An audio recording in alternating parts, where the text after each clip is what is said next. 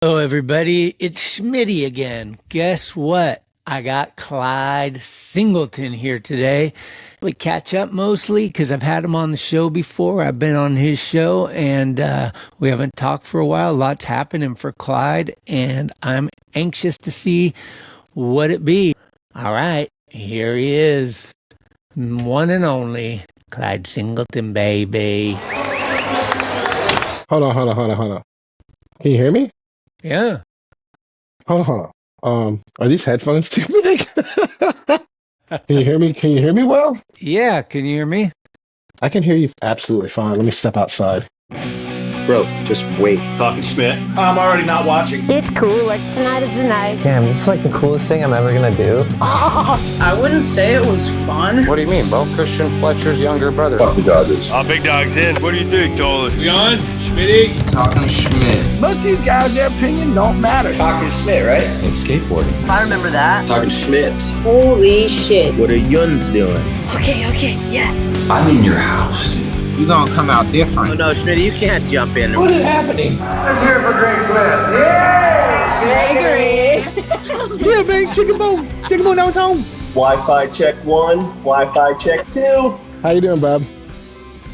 I'm fucking fabulous. My head's ringing, my body hurts, and all the bullshit that you complain about when you first wake up. But I mean, I'm pretty stoked actually. Things have been going pretty good.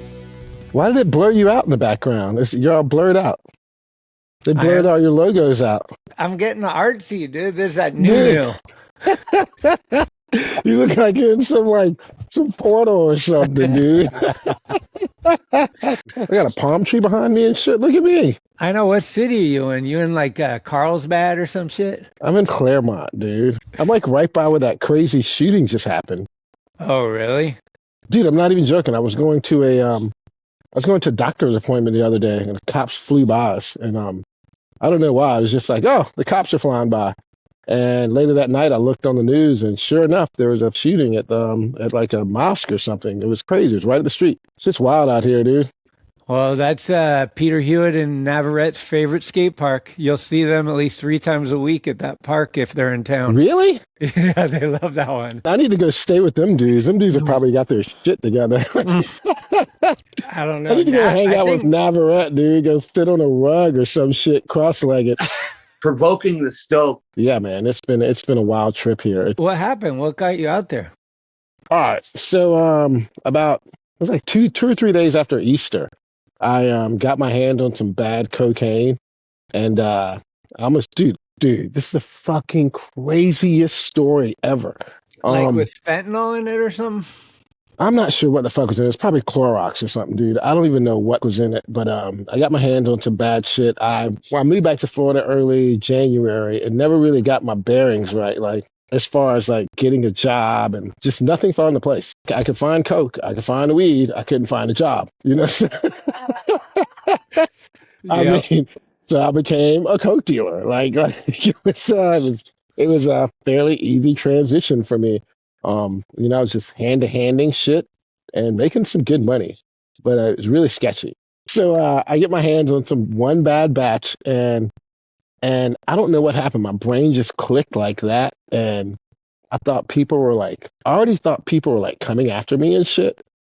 And this chick said some crazy shit to me. I don't even know.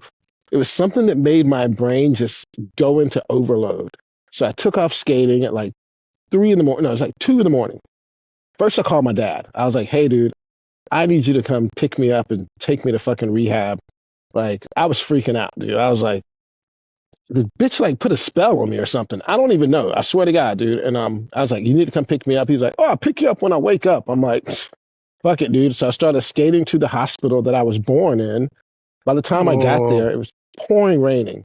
And I thought the hospital was closed. And I thought cops were like circling me. Dude, this is the greatest story ever. I'm thinking I'm like a smart criminal. I'm like, dude, the cops are closing in on me. So I started skating up the up ramp of 95 and skating down 95 the wrong way at like 3. It was like, look, I'm sorry, it was like 1:45, 2 in the morning. Like just dodging cars like Frogger, like in and out of traffic. And after like 10, 15 minutes, I'm like out of breath. I go downtown. I'm like, okay, go to the bus station. Get to the bus station. There's tons of cops. I freak out again. Get back on the highway. Yeah. Dude, this went on. Paranoid. Get to the deep sweat. This went on for like 4 hours. I went to the skate park. I saw someone sleeping, but I thought he was dead. And so I kept skating back and forth over the St. Johns River for 2 hours at least, soaking wet. And at one point I was like, you know what, dude? No one's going to kill me if I'm at a church. So I went to a church and sat on the steps and concentrated on breathing. I just told myself, like, you're not going to die. You're not going to fucking die. And how you doing, man? How you doing? So I just kept telling myself over and over, you're not going to do this. Let me switch spots really quick. There's a family here. Blood Wizard. Blood Wizard. Blood Wizard. Blood Wizard!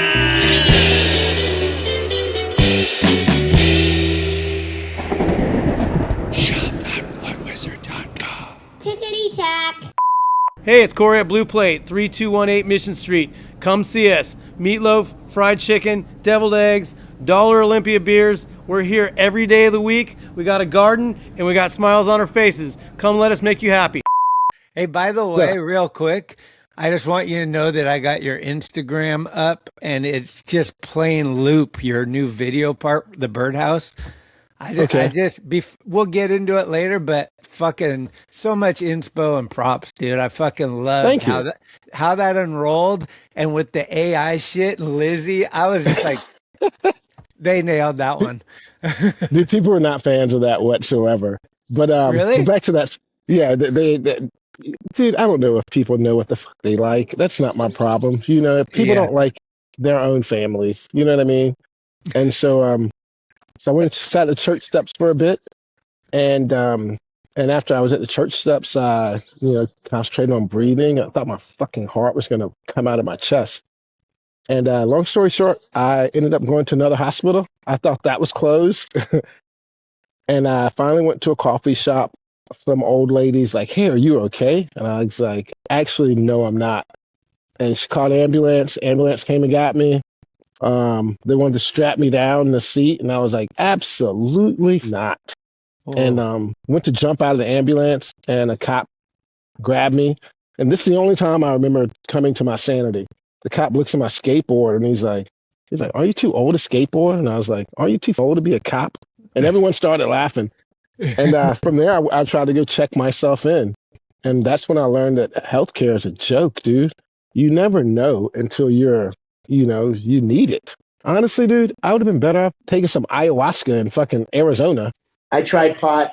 They're not helping, dude. They put you in these places with maniacs. Like it doesn't do anything for your sobriety. It actually gives you more stress. It gives you a lot more stress and anxiety.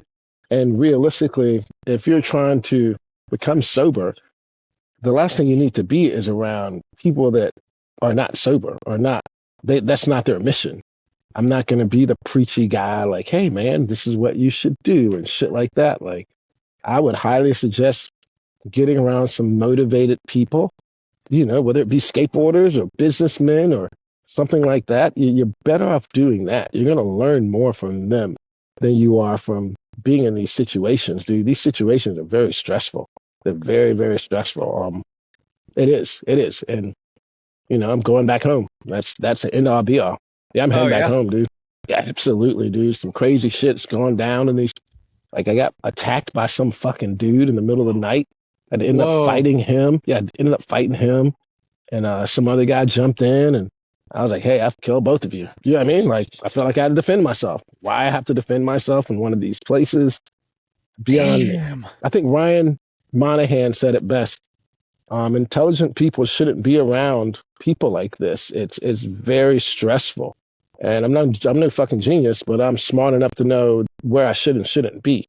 Is it because there's no filter, like that they just put like, "Oh, we'll put everyone in this," and it's like you got all sorts of people. It's like almost like a jail where it's like, this guy murdered someone and I drunk drive and I'm in the same fucking thing with a murder. Like, what the fuck, Yes. It's primarily that. I think we could all talk to a therapist. Everyone could talk to a therapist, right? That's Yeah. neither here nor there. You know, a lot of skateboarders probably need to talk to a therapist, just on principle alone, you know, to kind of get some things straight. But I don't need to be around AA people because it's like that's performative bullshit at the end of the day. You know what I Yeah. mean? Like what works for me isn't going to be what I can preach to everyone else. You know, I can tell you the realities of this situation and you can make do from there. You know, if all situations are like this, count me the fuck out, dude. The first place I went to in Jacksonville, this is so funny we're talking about this. First place I went to in Jacksonville was it was kind of like a jail. I remember being in there for like a couple hours and looking around and was like, dude, I'm either going to join a gang or get more cocaine in here. And just darted out, dude, just jetted out. And I called Brandon. It was like, hey, man, I need your help. You know, I want to get out of here. And came out. But it's been a cool ride. It's been a really cool. I've had a great time. Like, dude, Tony Hawk's made it probably the best time out here. I mean, I was so confused because, like, as we do, we know you through your social media. So I'm like, homie's going to Vegas with Tony Hawk. Things look okay. Like, what is he talking about? Like, he's on a private plane with Tom Shaw and fucking a bunch of fucking birdhouse dudes. Like, what? Yeah, that's cool, man. They've been like super hospitable. You know, I'm in the new birdhouse video too. Holy crap, I remember that. Got a couple of clips in there. I'm stoked. And fuck yeah. Yeah, you know what I mean? Like, I couldn't ask for more. You know, I'm 51, dude. I'm not 25, 26. And for them to even ask me to be a part of that is awesome. They got a great team. Everyone on the team is awesome, right? A couple guys I don't really know like that. I don't know like Jaws or David Loy. You know, I think all those guys are great skaters too, though, by the way. And I don't know, man. Everything just worked out. Like, Tony hit me up. I think it all started when I went on his show about 3 years ago. You know, 2023, he hit me up out of nowhere and said he was a fan of the writing and wanted me to come on the podcast. And I was like, oh, hell yeah. And he thought I was in California. He's like, oh, we got to cancel. I was like, no, we don't. I got a fucking plane ticket to California so quick, dude. And he was awesome, dude. He was like super cool. Super. I remember dude, this is the greatest fucking story. When I first met him at the podcast, like we walked around, it was like Mike Tyson's podcast, Up in Smoke, a couple more of those podcasts. And then they're like, yeah, we're waiting on Tony or something. He comes out and Tony gives me 5 and daps me up and goes to give me a hug. And dude, I put my head in his armpit like a baby. Like I could have crawled in his arms like a child, dude. I was just like, oh my God, it's Tony Hawk. Like, but he's always been the coolest guy, man. He kept in touch like the entire time after. It wasn't like a one-off thing. He's a super cool guy. He came on my podcast not long after, and he's like send me like Christmas fucking photos of him and the family, and just a super nice guy. He's one of the first guys I told when I got out here, and he was cool, dude. He just hits me up all the time. Hey, you all right? How things going? Like. Fucking can't ask for much more than that, right? I think he's really stoked on my skateboarding from past and present, which is, I'm like, cool. You know, I think that's a pretty good mark. You know, if you X out Jim Gray, I've had a pretty fucking good career. Like, I've had Nodis, I've had Sal, I've had Tony Hawk, and that's it. Isn't it fair to say that Jim Gray kind of made you? Don't do that. Clyde Singleton wrote for me. The kid's fucking lucky. I sponsored him off a Polaroid fucking photo. And he tells stories. It says I locked him in my house when he was 17 when he was visiting. I don't know what the fuck's like. I don't have locks on my doors. Like, some of these kids need to be punched in the fucking mouth. You know, it's like, that's an irritating thing to be an owner and be disrespected from the other side. Like, I took you from nothing. Jim Gray was like the 8th best dude on Blockhead. And there were 7 dudes on Blockhead. All right? Let's get that out the way real quick. Jim Gray is like he was like left behind like some butt crumbs on Blockhead. And to straighten things out right there, Jim Gray was not the guy that hooked me up. It was Don Fisher that hooked me up.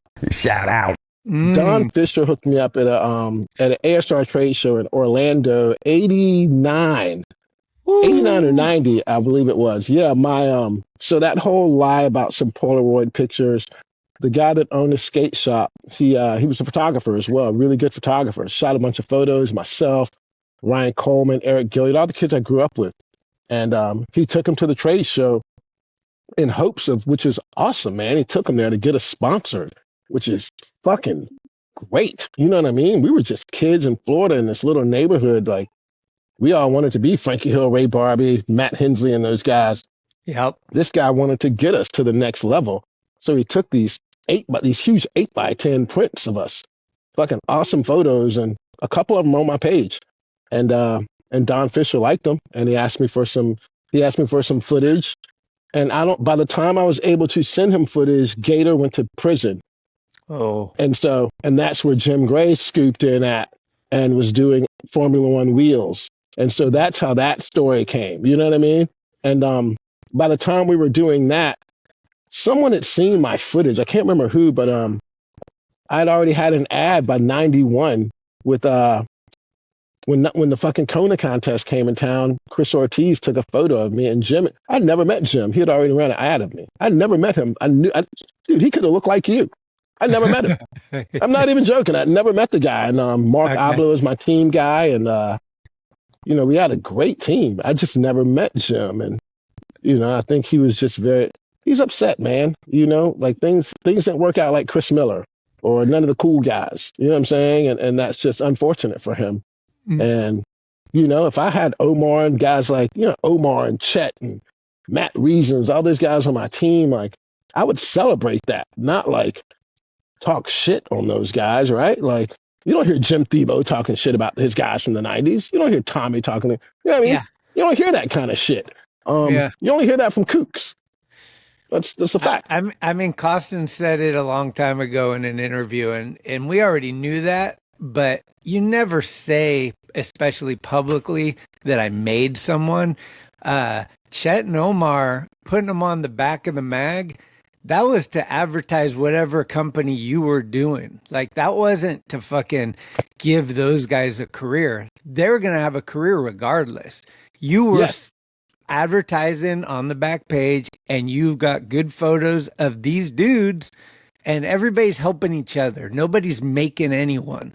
And thank you. To come out later in life and just be like, I don't know, man. We're all bitter to some degree, but like, keep that shit behind closed doors. It's just the same shit when you break up with your girlfriend. You don't need to air it on social media.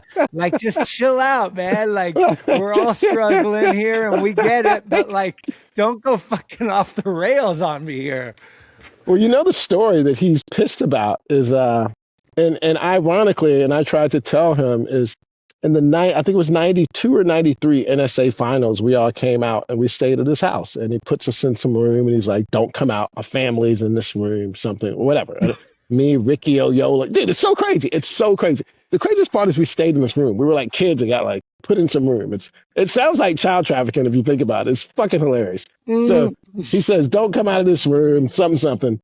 As stories do, it grew legs as time went on. And Chet was telling the story on my podcast. Now, mind you, Chet had already been telling the story. He had told it in Juice magazine. So I made a reference to it during the podcast. Like, oh, you mean like when Jim Gray locked us in the room? And Chet went off. Chet flew off of the rockers, dude. And so Jim goes off on the podcast 2025. Mind you, this is 32 years later. Jim loses it like someone should punch Clyde Singleton in the face. I don't know what he said. And so I messaged Jim. I go, hey, dude, this is what you're talking about. Like, I played him the audio. I go, this is the audio you're talking about here. Instead of even being like, oh, you know what, I'm sorry, I'm wrong, which is impossible for him because he's a provocateur, right? That's what he does. He's tried it forever with Jeff Grosso, rest in peace. And that's what he does. Instead of being like, oh, my bad, I'm wrong, my information. You know what? I never liked you anyways. I just blocked him. I was like, this guy's fucking crazy. And about a couple weeks ago, the day before Hall of Fame, I'm skating Pooch by myself. And I don't even know where this Bobby Hill shaped motherfucker came from. He just like pulls up out of nowhere. I'm skating by myself, like just skating some ledge. And out of the 80, 90 people there, this guy comes up to me with his hand out. Like, he's like, what's up, shit talker? And I'm like, swear to God, dude. I'm like, yo, And I'm like, I'm not shaking your hand. I was like, what the fuck? Like, he said, all you do is talk shit. Then I was like, dude, I was like, you sound crazy right now. I was like, hey, do you want to step in the parking lot? And like, because you're trying to make a scene. I knew what he was doing. I don't want to step in the parking lot. And so I kind of flinched at him, and he was like, oh, what, are you going to beat me up? And I was like, dude, oh my God. So I dropped my skateboard and walked up to him, nose to nose. And I go, first off, you're a fucking pussy. Second off, I told you it was Chet. And third off, I sent his glasses into orbit. That's what happened. Yeah, they fucking flew off his face, and that was it. That was it. They fucking flew across skate park like 30 feet, and he looked baffled. Like, he didn't even know what to think. I don't know why he would approach me. And some guys tried to break us up. I ended up almost trying to shove one of those guys, and they were like friendly. I don't know what the fuck, but they didn't know what was going on. And so I walked away, went and calmed down, and came back, and the guys were like, man, that guy said like something about you before you even pulled into the park. Oh, there goes fucking Clyde Singleton. And so clearly he had it out for me when I didn't even know this. And Sheffy comes over, he's like, hey, what happened? And I go, nothing. He tried to shake my hand and call me a shit talker or something, and then words were exchanged, and I slapped his glasses off his face, and Sheffy just dapped me up and skated away. And then this is the funny part about it. This is the funniest part about it. So I guess when Jim left, he called the Ku Klux Klan, which is his black skater friends. I don't know who these guys are. Like, he called like Oscar Jordan and all. I don't know. He called like all these Clarence Thomases of skateboard. He called like Oscar Jordan and all these weird ass dudes. You know what I mean? But like I fucking care who these guys are. And they started calling the other black skaters like, oh, Clyde's making us look bad. It's like, you greasy pork chop lip bastard. Like, you guys love me. You know what I mean? You fucking love me. I did everything that Jeff Grasso was supposed to do, and you guys just want free stickers from him. Just say that. Just say you want some free stickers from him. You know what I mean? Say you want to skate his bowl, and like you don't hear me talking about Jim Gray. You know what I mean? This is probably the first time I've ever spoke about him like that. And I'm like Ron Allen hit me up. It's like, hey, I don't like what he said to you. And I'm like, why are you telling me this? You know what I mean? I'm like, that's your homie. You got to check your homie. If someone said something about you and I didn't like what they said, I'd tell you what I did, not what I think. Like that's more powerful to me. If you're my homie or you're supposed to be my homie, you don't get no points telling me what you think. And like, I like Ron, you know what I mean? But like, a lot of that just it shows me how people are. I ain't got no beef against Ron. I ain't got no beef. What? I don't give a fuck about Oscar Jordan. You know what I'm saying? Them dudes don't even matter. But I was very disappointed.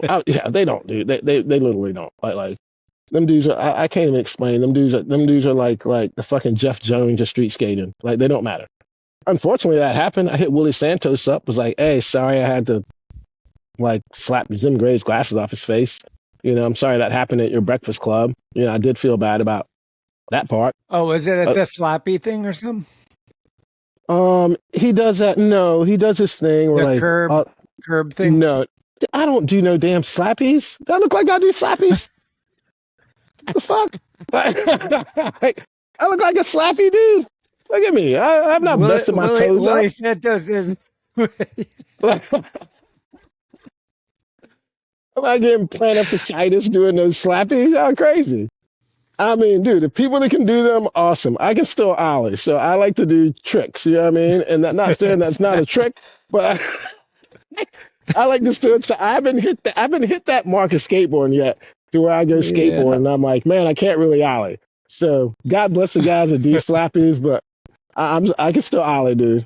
There's a couple of things that just aren't in my trick vocabulary, and I'm fine with that. I'm absolutely fine with that. I might be able to do like a backside slappy, which doesn't count, right? You got it. I think a backside slappy. I think that's the one that counts. That's really? It. I mean, really? If you do the everyone's got the fudgy nose crooked grind one. That's not a slappy. We're doing a trick. It's kind of a slappy, just but on your nose, right? It's like that's called not ollie. But it's a slappy is when you slap when you slam your trucks against it. Both trucks. You can't do a slappy 5-0. That doesn't make sense. That's like 7 tricks. A slappy is like one trick, right? That's just in and out. Right. Like you know what I mean? Like you Yep. can't do a fucking triple Lindy slappy. I'm not one of them. If I'm you're not having Ollie fun, Ashton. you're having fun. Exactly. Yeah. You're probably skating more than me. That's all that matters. I don't know. Jim Gray Looks like wasn't you've doing been those skating a slappies. lot. Well, I haven't been skating the past couple weeks, man, which is kind of killing me, dude. Like, we've been going to a lot of the classes, and a lot of the classes, like, I find myself walking out because I just don't find them fulfilling, dude. Like I'm just not one of them dudes, man. You know what I mean? Like, and it doesn't make me a bad person. It makes me an honest person, right? I can't sit around and I'm like, this is bullshit. You know what I mean? Like, I'll be sitting around in some class, like everyone's talking about God and the Bible and shit. The next thing you know, the same dude's like punching me in the head in the middle of the night. It's like, this is why I don't sit around and talk about this shit with you guys. You know what I mean? Not like I know it's all BS at the end of the day, and I'm not gonna do that. That's I don't know, man. I have too much integrity for myself to sit around and know people are bullshitting. I'd rather go for a walk or go skating. And you gotta sweat too. Like, sweating is so key. Like, when we were locked down for COVID, I started going nuts, and I was like, what the fuck's going on with me? And then my wife got a stationary bike. First day I rode the bike and I sweat, and I was like, this is it. This is what we've been missing. And that's why we skate, is to exercise and get some of this shit out in a healthy way. But I do want to say real quick that I went through, I used to drink a lot, and I haven't drank in probably 10 years or whatever it is now. Oh, wow. But everybody has their path. And for me, what I would say, and I know this isn't easy, and none of it's easy, but I think personally, from my experience and seeing everybody else, that group therapy has never worked for me. One-on-one therapy totally works for me. Absolutely. And if you can isolate yourself somehow and just say, this is who I am, this is what I need, this is my path, then you can get somewhere. But if you're in a room with 40 derelicts and everyone's going fucking berserk, you're like, I can't concentrate on what I need and what I have to do. Like, you're a genius, you're an idiot, and I'm in between. Like, whatever it is, it's like, I need, like, this is hard and I need fucking help, but I need it to be what I need for help. I don't need a rope if I need a fucking raft, like, give me a raft. I don't need the rope. Like, exactly, dude. That's where I have been, dude. I'm just like I quit drinking. I never started drinking again. I'd gotten so lost in trying to maintain life the last year. I knocked off a year of my drinking. I thought at one point I was like, oh, I'm at 5 years. And then when it got to 6 years, I'm like, oh, 5 years. And I'm like, dude, I'm doing way too fucking much. I was stressed out trying to survive and trying to make things make sense. And I could have used a lot of therapy then. And the people I was reaching out to, like, my mom was not very helpful. You know what I mean? She was being very judgmental and just out of her. She's old. You got to forgive old people for being old. And she just has her own ways of thinking. But my stepfather was always there. He was always really cool. And I didn't really have a lot of friends to talk to like that. And, when I came out here, you can be in a very, very vulnerable situation when it comes to that. Like you got to be careful of like what kind of help you ask for too. And it's a lot of responsibility on me. I wouldn't hold anyone else accountable. It was just bad decision making. I found a lot of very good friends in very low places. And I just learned a lot in the last year and a half. I've probably learned more in the last year and a half than I have 51 years living. There's a saying my grandmother used to always tell me, like, people don't want to be fixed because being broke gets you attention.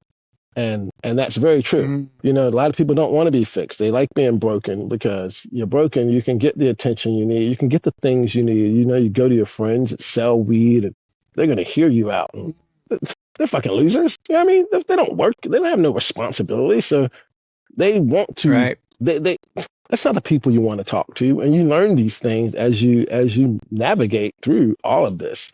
I think it takes hitting rock bottom to realize some things. And luckily, it didn't hit rock bottom. I could have ended up in jail. Right. I could have ended up in a lot of trouble. I could have ended up with a DUI. Could have ended up I could have ended up going back to drinking.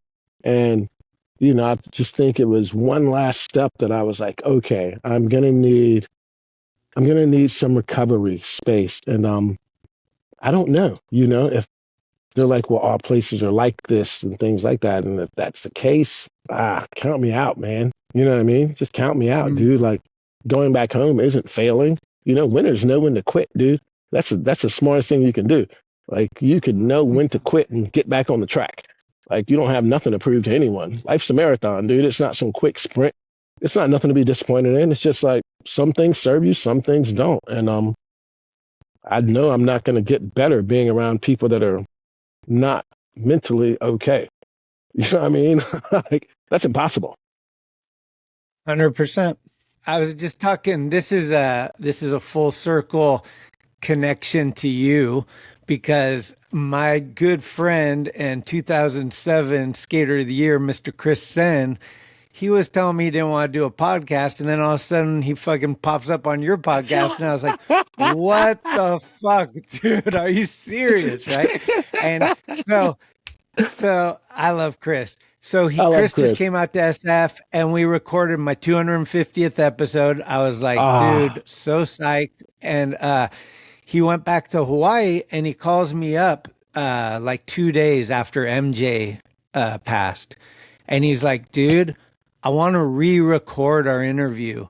I think people need to know, like, that you can be successful after skateboarding, but it's hard. And like, the MJ shit just hit him real hard. And he was like, dude, I'm fucked up over it. I really think we need to, like, it's our duty to talk about these struggles. And so many people, especially in our era, that kind of had a career, that dropped out of school to have that career and to just be 100% skateboarder, found out at the tail end, like, I'm 100% skateboarding, but these people ain't 100% about me. And now I got to fucking figure out the next chapter.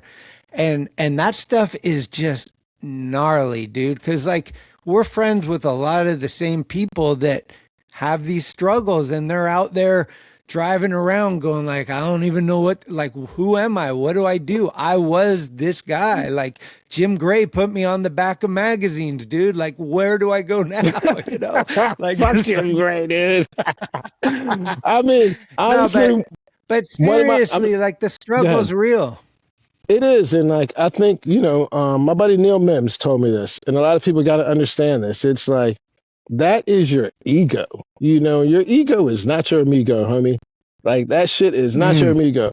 Like, who you think you are, or what it's like, who you think you are versus who you really are two completely different things. Who you think you are is a skateboarder, and you're defined by these tricks and this piece of wood and all these people on the internet cheering you on. That's fake, dude. That's bullshit. That's fake bullshit. Like, your real homies are going to be there. They're going to, and for some people, that's not enough. You know what I mean? Having a little bit of support with skateboarding is better than zero support. And some people are used to having, they're right here, like, and like right here is not enough, or like right here isn't enough. And it's like, you should be happy with that at a later age in life. Like, you don't own anything. You know what I mean? It's like reality kicks in. Like, you don't own anything. You probably spend a majority of your life trying to impress people. To me, I just always knew who I was before I skateboarded. Another thing that I was, I think that really helped me was keeping my hands in other things outside of just skateboarding, whether it be writing, doing some video shit for Trans World and putting out of it, like, little things like that always kept me afloat. And then getting another job right when my first major sponsor was gone, right when the zoo deal was gone, I was like, shit, I got to find a job. And my first job wasn't pretty. And looking back, it's like kind of funny, but I'm glad I took that job in 2009, like selling shoes. I was selling fucking tactical boots, dude. I was tying fucking cop shoes and shit, dude. Yeah, dude. Yeah, I had to take a job. I was living in my friend's garage apartment, and my mom just wasn't going to let me live at her place. Like, that's fairyland shit. Yeah. And just things weren't going how I thought they would. But I knew I wasn't going to be in California the whole time, and I didn't have this weird cushion to fall back on, and that's very important to know, man. Skateboarding is, people say skateboarding doesn't owe you anything, but those are the same people that think skateboarding owe them shit, right? Like, those are the same fucking people. Oh, skateboarding don't owe you shit. And like, the same dudes are like at the same fucking awards show every fucking time. And you know what I mean? I'm like, hey man, I'm fucking here. I'm like, don't believe that shit. Don't believe them people. Dude, them guys are living in fucking warehouses and fucking garages and shit. Them dudes got y'all, dude, get you a job. And like, I mean, dude, look at Chet, man. Look at poor Chet. I saw a post the other day, and it was from that fucking terrible Shredder News, whatever that shit's called.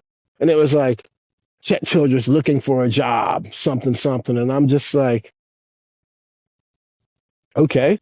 But like, and the funny thing is some people in there were like quick to try to help him. Like, hey man, come here and get a job. Come. Dude, you know how fucking quick I would have been on top of that shit? And it's like, are you taking those kind of things serious? And I don't know if Chet did or didn't, but it's like, there seemed to be more people that were there for him than what the post was intending, was to make fun of him. Like, oh, pro skater looking for a job after. Then it's like, what the fuck do you expect him to do? Like, become some fucking grifter and get money from fucking Russian people to run a bullshit website? Like, what do you think? Like, there's a reason Bam Margera probably never gets fucking any rest. Like, you see him everywhere. That motherfucker's got bills to pay, dude. You know what I mean? There's a reason he's selling like, you know what I mean? There's really he's selling like weird ass Flintstone vitamins and shit. You know what I'm saying? Like, he's got bills to pay, dude.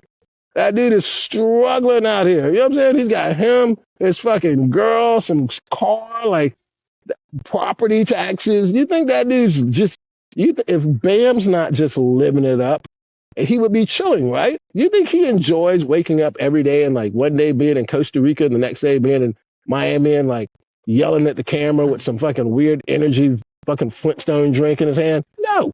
And skateboarding is like fucking, dude, it's like anything else, dude. People don't stay in the fucking army forever. Some people become generals, some people don't. Some people do their service and get out. Like the smart guys have done their service and got out. Who you don't hear about? You don't hear Colt Cannon. You don't see Colt Cannon on the internet like, man, I wish I had a job. You don't.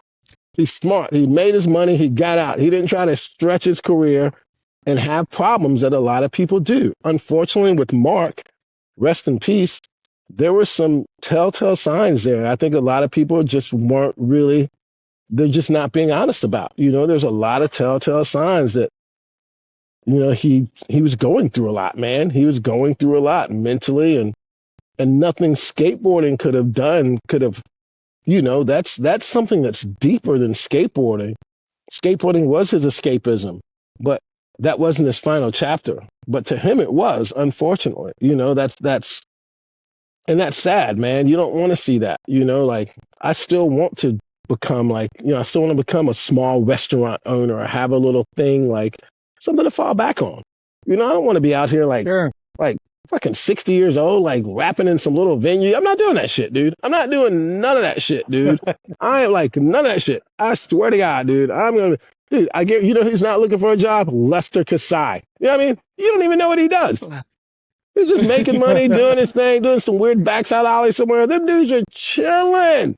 You know what I mean? They figured it out. Like, those are the guys who people should talk to.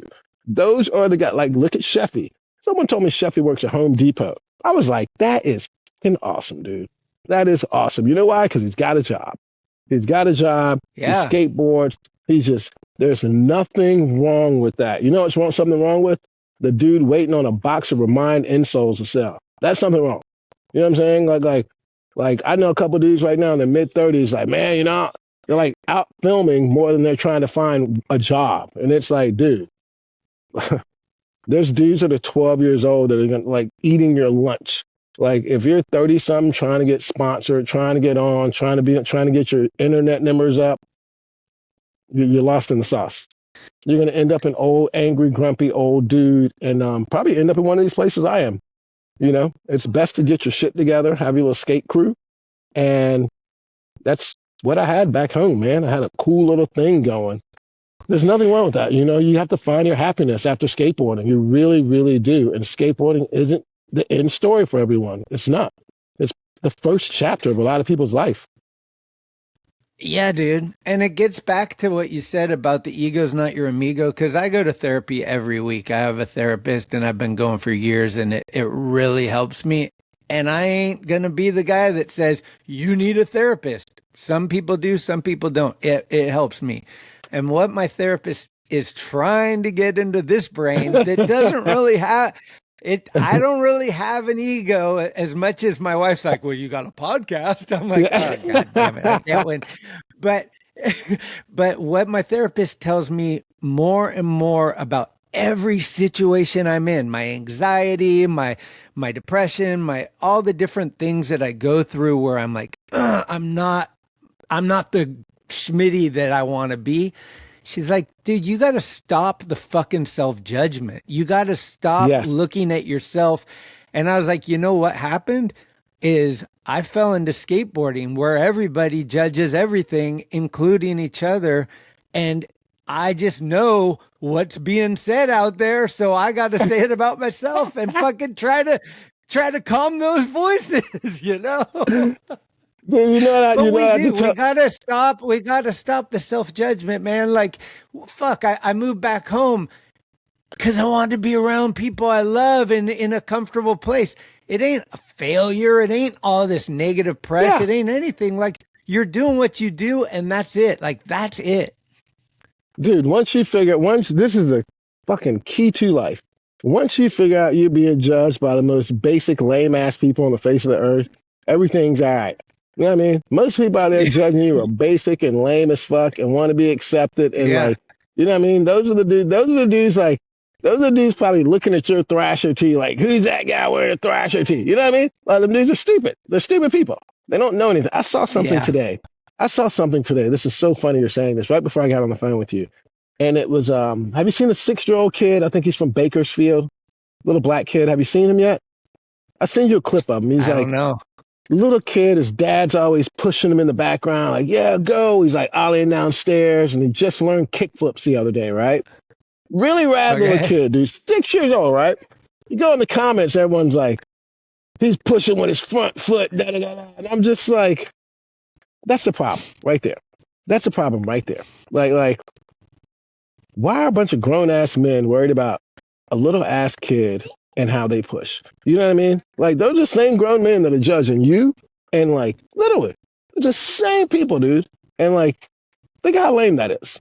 And so like, that's what the world is built on, is judging people, and that's what the internet's built on. You know, the internet is not the real world. You know, it's a place where you can put on a mask and be this person and this character that you want to be in real life, and you want to be seen by people and judged by people for skills and things you don't really have. You know, like, it's made up of filters and, you know, people skating, adding noise to their tricks, and it's bullshit, right? It's bullshit. Animosity by the anonymous name, like, it's all crap. It's like, I'm Indy 169 and I'm here to tell you this dude sucks. Like, dude, back in my day, no one asked you back in your day. You know what I mean? Like, there's always someone that's you like, you don't even have a day. You're downstairs in your mom's basement, like, angry as fuck, dude. I don't know what happened. You didn't take the dog out, whatever. It's like, fuck. Dude, there's like, I'm pushing these kids from Africa skating. These kids, they made their skateboards by hand, wooden trucks, wooden wheels, and it's awesome. You know, they have like these crazy metal wheels, some of them, and you know, you go in there and be like, man, all they need is a skate park now. And you're like, you guys are so lame. You know what I mean? Like, how do you know that's what'll make them happy? Like, you guys are just judging them based on what you see. That's all you're doing, just judging them. Like, what if they got a skate park and they don't want you guys to come to it? You know, like, you're seeing a portion of these guys. You're literally seeing 10 seconds of someone's life, and you're going to go straight into judgment on it. They're literally dead serious about this, and that's what people live for nowadays, is to be judgmental. And I mean, that goes back to the whole Jim Gray thing. Some of these kids need to be punched in the fucking mouth. People are just pissed. They're pissed about something, and it's not for you to figure out. Like, I took you from nothing And I gave you stuff and gave you opportunity. You know, it drives me crazy when people copy me. You know, I'm just like, dude, fuck.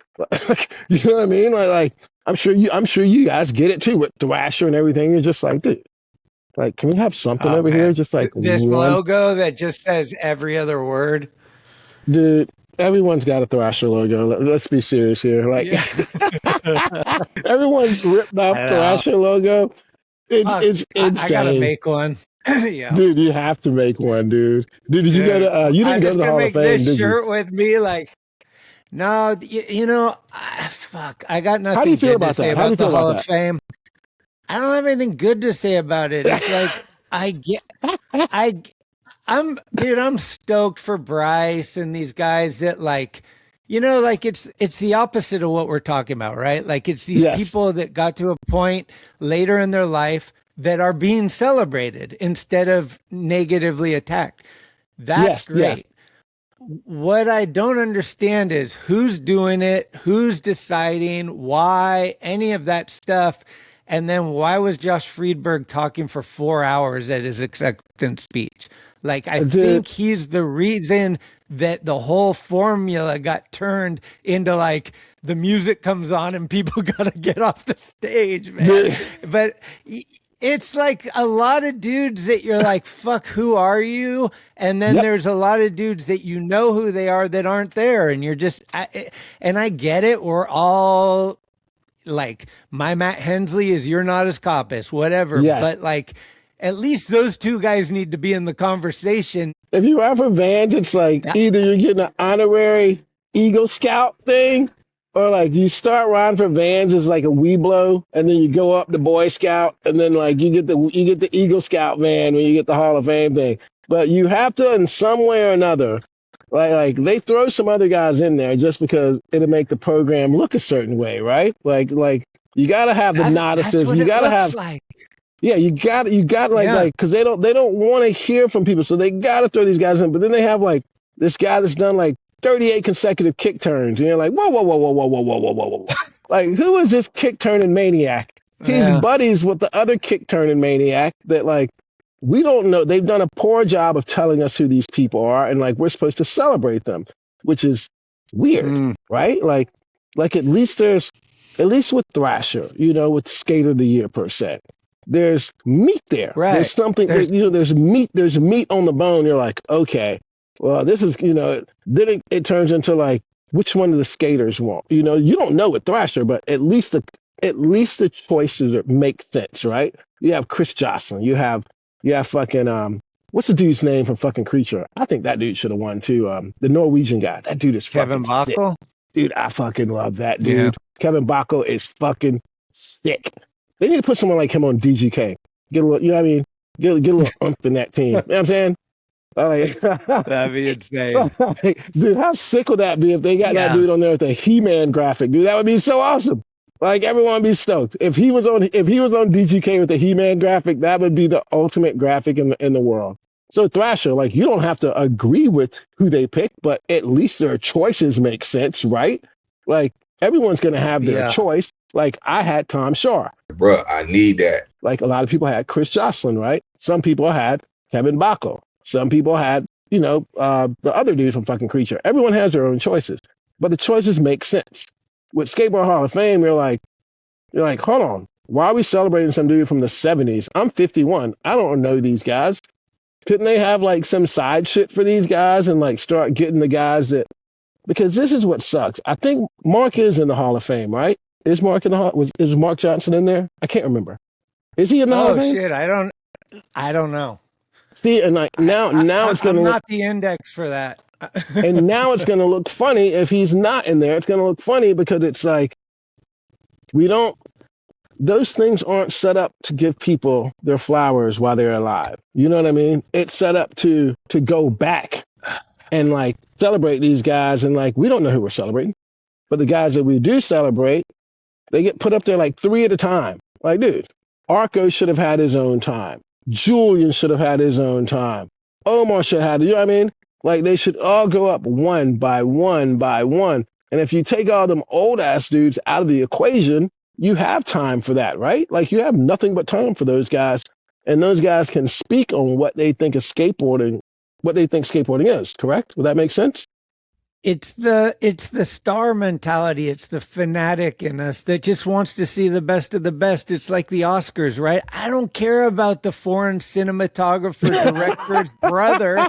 I just want to see Leonardo DiCaprio up there, you know? That's it. Okay, give me Leo and quit cutting off his speech. I need to know more about this dude. And skateboarding, see, the whole thing is the same thing all across the board. It's not just skateboarding, but skateboarders are the trendsetters, and we should lead by example. We don't need every year we got to have a 1964 person. If there was only 5 skaters then, we're going to put all 5 in them? Come on, man. Like, put the best and then done. Like, we need just the best.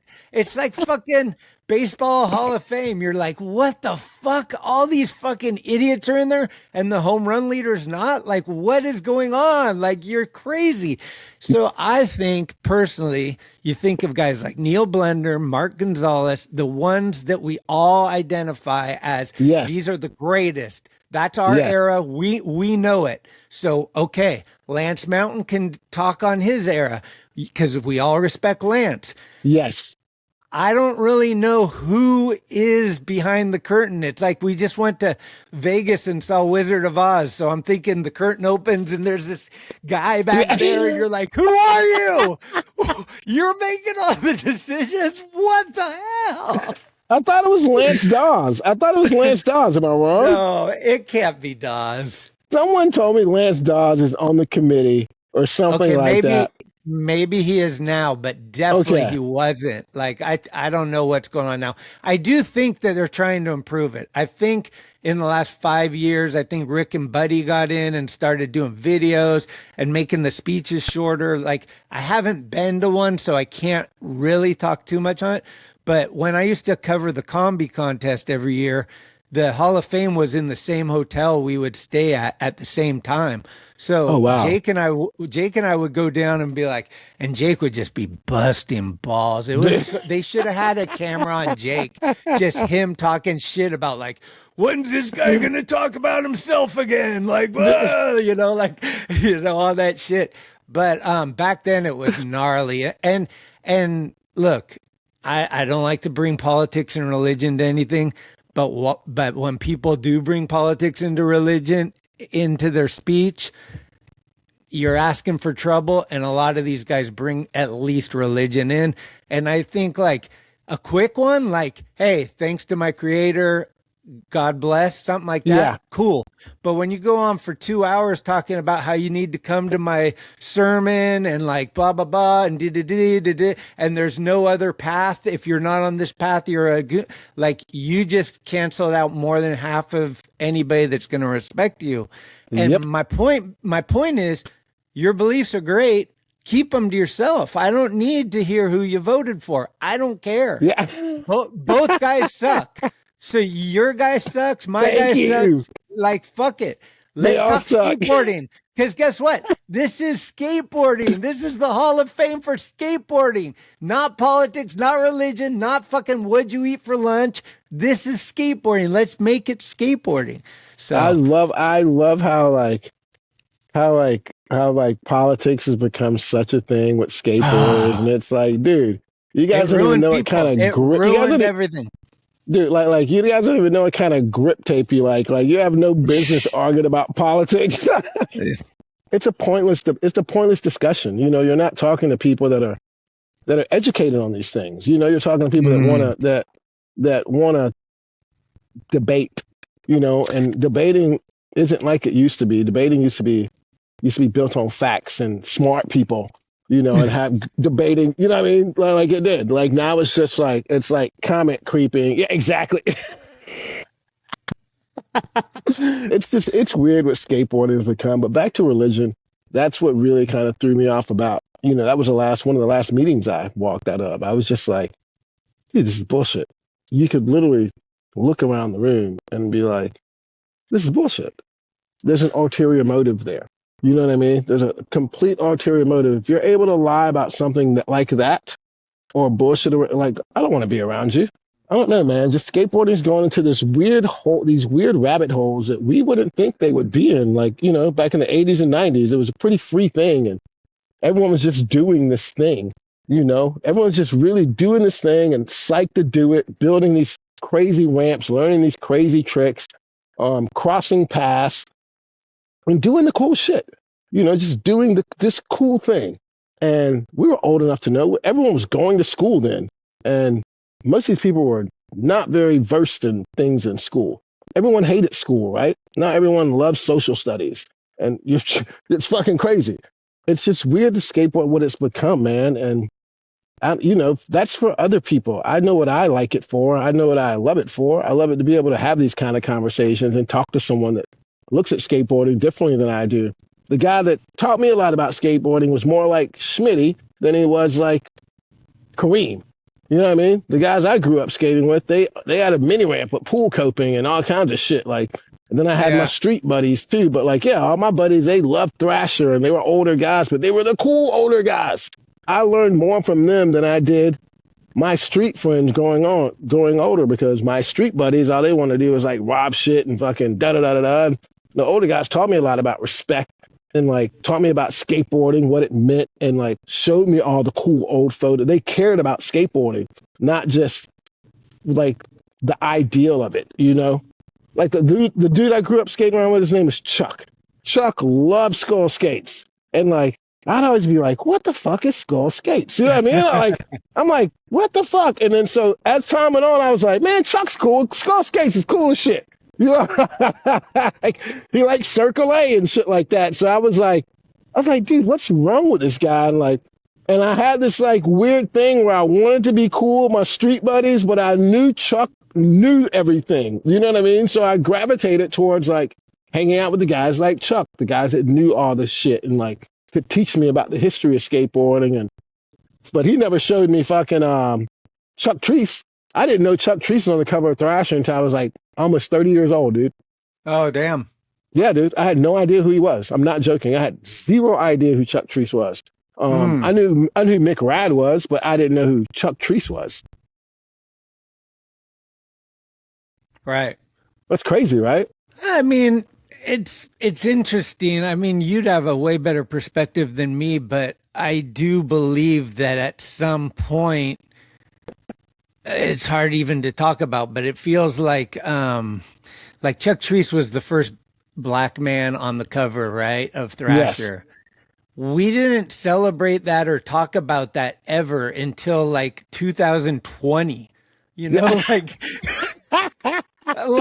is true though. It's true, right? The cover was 84 or something. Right? I get it, and I want to celebrate and all that. BLM, dude, you know what it is. It was a lot of the world stopped, and people had time to talk about. But shit like that. I think what happened is the obvious. Everyone got social media. Everyone has a platform. Everyone thinks their voice is just as important, and so the whole idea of this is rad, but you want to know what sucks. That became the vibe. Want to know what sucks about that? I can find what sucks. And I was talking to somebody last, Brian De La Torre. He's coming on our podcast, will air tonight. And he was like, dude, how easy is it to find negativity? What's hard is to keep it positive. All these clowns are taking the easy way out. It's dude, I can pick apart you too. Come over. Give me 5 minutes. You're fucked. I can fuck you up. No problem. But that's not what we should be trying to do. We can point things out when they hit us hard. Damn, that dude smells, man. What the fuck, right? But picking him apart to find out dude, this guy shaves his ankles. What's wrong with him? Or whatever. You're just why? Why can't, like you said, this kid's pushing Mongo. Someday he's going to learn that ain't the coolest thing. But he doesn't need to learn that at 6. He's trying to fucking just do it right now. Just give him some time. He'll find out just like you did. We all did it. Chill out for a second. I mean, I don't know if you know McKenny. He's my good buddy here. And he always hits me up about gatekeepers and industry plants. That's just too, it's a little conspiracy formed, it feels like, but like, that's what really pisses him off is like, that's just an industry plant. Fuck that gatekeeper, like blah, blah, blah. And it's like, I get it, because in a lot of ways for me, when Jake died, it opened up the gates to like a lot of things, and we're seeing it. And some of us aren't happy about it, and some people love it. And that's just the same thing about life. It's like, you love Cheerios, but I need eggs, man. Like, that's it, you know? Like, it's like, there's no right or wrong necessarily, because in the end, it's whatever floats your boat. But I don't have to kill you over Cheerios versus eggs. Like, fucking Clyde, he likes Cheerios. What an idiot, dude. It's eggs, man. Like, you're like, what? Why are you losing your mind over this shit? Like, eat your breakfast and go enjoy your day. Like, you know, it's taking those mentalities. I really believe that they float across the board in life, that everything is about like your mindset and how you look at things. And believe me, dude, I shit talk my ass off my whole life. I drank a lot and I did stupid shit and all that. I think a lot of us did, but there's not a lot of good things about getting older. One of the good things is the wisdom that you do have, and that you start seeing things like, man, I did that, no regrets, but I ain't doing it again. You know, absolutely. And like, I need to think like this, and I need to like be a little kinder to these people. Why? Because I want people to be kind to me. Like, just like, you know, like give and take and karma and all these things, that the cliches of life that you're like, that's a cliche. Well, it's a cliche because it's fucking true. It's all this shit that happens all the time. And they got this word called cliche. It just means this happened. Like, that's it. Yeah. You just influenced somebody. It's life's a funny thing, man. You know, I think about a lot of things too that, you know, that I used to do a lot as a kid, and it doesn't even like entice me anymore. You know, like, I don't like, I used to like challenging every, you know, like, even if it's for shits and giggles, you know, challenge like a comment on the internet. And now it's just like, it's funny. Like, I catch myself a lot like, you know, like, and it's weird because like a part of me is like, I'm like, fuck. And I'm like, well, I think a piece of me just grew up a little bit. It's an uncomfortable feeling, but I feel like we need to be uncomfortable in some aspects of life, you know, when the uncomfortableness feels good, you know, and I can even take that back to my current situation. This isn't a good uncomfortable. I don't feel like this is going, you know, it's like, I'll be honest, I just don't feel like this is going to be a good uncomfortableness, and I'm going to come out and be like, oh man, I'm glad I stretched that out. You know, it's like, it's like being in a bad relationship and you know you should go, but you're trying to make it better. I spoke to Dante Ross yesterday for a good while about the gas face. Yeah, you know Dante, right? Yeah, Black Cat is Panther. Bad guys wear black. Must have been a white guy that started all that. Get the gas face. Dante Ross gets the gas face. Dante's a homie, dude. But he was talking to me yesterday about everything. He was really like trying to talk to me about everything yesterday, and you know, he had some good words of wisdom, and I appreciate it. You know what I mean? But you know, I think this is just something I'm gonna have to do my own way. A lot of sobriety, and I'm sure you've dealt with it too. Like, you get a lot of everyone has an answer. You know what I mean? Everyone has an answer. And it's not, you know, but they tell you to be selfish at the same time. Feel like it's just better to find your own answers, man. And I'm not at a point where I'm like devastatingly lost at life. Where, like, you know what I mean? I'm not, I feel like I'm stalling a lot at this point. And I don't like stalling. I still have a lot to do, man. And the more I put off is the more I have to catch up. It's just smart to use my time because we don't know how much time we have left here, man. You know, we really 100%. Don't. Like, none of us do. None of us do, man. And you know, it's unfortunate what happened with Mark. It's really unfortunate. You know, it's you never know what someone's going through. You never know when it's going to be your last minute. So it's always good to just, you know, tell your friends you love them and be there for people, man. Anyone calls me, I pick up the phone. Anyone messages me, I pick up the phone. Those are my friends, those are my people. And, you want your last conversation to be a good one. And some people don't know it's their last time talking to you, dude. They don't know that. And that's why it's very important, man, to tell people you love them while they're here. And, I think Mark got a lot of love while he was here. You see a lot of people coming out of the woodworks now and, expressing how they feel about him. And I'm sure had he felt that way when he was here, it's, you get what I mean? Had he seen and felt all that love while he was here, things, I don't know if things will be different. Things happen because they do. But yeah, there's an outpouring of love that, I think we all can be honest, we didn't see when he was here. Like if everyone would have told that man how he felt all the time, or like a quarter of that love, it's important to tell people because you don't know where people's heads at, man.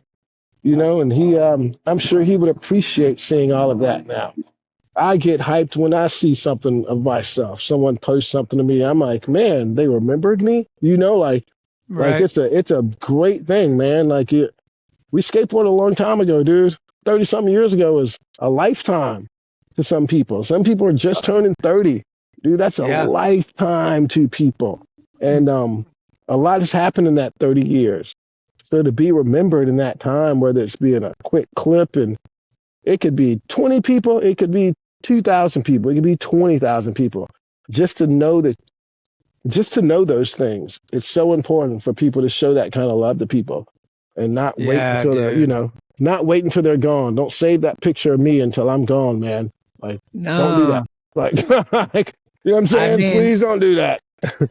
To a fault, that's one of my biggest pet peeves. Like anybody that knows me really well has heard me super frustrated. I've lost some really dear people in my life. I think we all have, or everyone my age probably has. Mm-hmm. But the way that it post shit where it's like literally post meaning after they're dead, but also post meaning you're posting on your Instagram. I saw it with Jake. I saw it with Preston. I saw it with all these guys that were so dear to me. And I get it. Like they were dear to a lot of people. I get that. And it's not a competition. Like he meant more to me. It's just like, I know that dude and what he was feeling about what people thought about him, and it sure as hell wasn't what came out after he was gone. Yep. And a lot of times, like with Mark, he wasn't perfect by any means. He was a loose cannon and he drank a lot and he had his own issues and he was tough to deal with and he was like mentally challenged in certain areas or whatever. But like, I deal with this with my close friends that are struggling really hard. That's not the time to leave your friend. That's the time to hold on and say, hey, I got your back. I got your back. Hey, I don't have an answer for you, but I got your back, dude. Yes. Let's fucking figure this out. Yes, I don't have an answer, but like, I love you. And dude. I ain't waiting until you're gone to say that. Yep. I got to tell it to you now. And maybe that little love that I just gave you will help you go another day. And maybe like I tell this to, whoever will listen, today sucked, but today's over. So wake up tomorrow and think tomorrow could rule. Like you never know, and you just have to almost literally live one day at a time and just be like, hey, I'm glad I'm going to bed right now because today is over. And fucking, I'm going to get it tomorrow. And I'm going to drink my coffee and I'm going to get fired up until something tells me not to be fired up anymore. And whatever you need to do to keep your sanity, just stay your path, just keep going where you want to go. You want to open that restaurant, you fucking plan that and you just keep striving towards it. And as a person that did what you did in skateboarding, you have that fucking strength and you're not going to give up and you're going to get it. You know, it might not be easy. It might not be first try. Anything that's first try is too easy and we don't want it. We want to fail and get back up and get it. And then, damn, I got it, fucker, fuck you. You know, Exactly. That's the feeling that we love. Yep. I can't explain it, but that's the one. So, yep. And that's kind of, you know, that's kind of where, you know, that's where my brain's been at. And like, I stay in contact with a lot of my, probably the same 4 or 5 people the whole time I've been out here. And like, they have been very fucking instrumental in literally getting me through being here. They've done a lot more for me than any program ever could have. And, you know, it's just those days where you're like, dude, I'm going to fucking lose it. You know, I'm going to fucking lose it today. And like, and no one knows that feeling. You know, you're just like, I fucking came out here with a backpack and a fucking phone charger. And you're just like, what the fuck? My entire world's rocked. But then you're like, no, it's not my entire world. I still have my friends. And every fucking day, my friends pick up the phone. My friend Bo, my friend fucking Amanda, my friend Dee Dee. Like, they pick up the phone any fucking time, day or night, and be right there. And I'm like, they literally got me through all of this. They 100% got me through this. My friend Christy that's out here should always come pick me up on the weekends, take me fucking breakfast and go walk around. And I'm like, dude, you guys do a lot more for me than any of that shit. And they don't understand. I don't think, they just think, oh man, we're just friends, you know? And I'm like, those are the people that make the fucking world go around. Goes back to skateboarding, man. Skateboarding will eat you up and, you know, chew you up and spit you out. You're as good as your last video part to skateboarding. But your friends will always be your friends. You know, it really can't define. Skateboarding, I was blessed enough to be a part of something really cool, a really cool collective of teams, and work with really cool people and do some really great traveling and stuff. But that's a part of my life. And, you know, I just happen to be one of those guys that's a fucking go-getter that wants to do a lot of shit. You know, I never wanted to sit around and, you know what I mean? I wanted to get on my bike and fucking ride at 20 miles, not around the corner. And, you know, and just like yourself, man, you know, like you love traveling, you love making videos, you love talking to people, you love like, this is your thing. This is what you like doing. And skateboarding is an extension of that, right? You could talk to anyone. You could literally have this conversation with anyone. Like, you're a great person to have a conversation with. That's part of your DNA right there. Skateboarding is part of your DNA. Like, everyone's like, skateboarding is my life. It's like, no, it's not. Tony Hawk wouldn't even say that. You know what I mean? Yeah. Like, he loves skateboarding. That's what he does. But that's not, he has grandchildren and shit and like a family and a restaurant and all these things. And once you tap into that when you're older, dude, like, you don't want to be that dude that's 40-something on fucking IG, like, 40-year-old skater, and you got a crooked-ass kickflip. Like what is that? You know what I mean? What is that? What is it? What does that say about you? You know what I mean? You're a 40-year-old with a crooked kickflip. What does that say? Then Ryan DeCenzo pulls up and, like, makes all y'all look like an idiot. You know what I'm saying? Like, what are you going to say? Exactly. Well, like, you're the king of the 40-year-old losers. Like, what is that? Everyone, look, what did Gabe say? You got to sell out to eat out, right? Like, I remember Gabe Morford said that back in the day. I'd never forget that. Like, hey, you got to sell out to eat out, man. And that's where a lot of people are at right now. I wish I could sell out and get a plane ticket home. Like, that's like Muska. Money makes you thick. I'll never forget that one. Oh my God! It's basically the same thing. You give me money, I'm gonna eat. Muska looks like one of the first pilgrims that came over. He got out the boat and got fat. Like, Muska's my homie though, dude. I'm happy for him. I'm glad he's found some sort of inner peace. You know, I think that's very important. Seeing somebody like Jamie Thomas, Chad Muska, these guys that were like at the top of their game. Yes. To like, how long ago was that? Less than 20 years, probably, like, right? Like, they were around my time. Chad was a little later. Chad was like later 90s.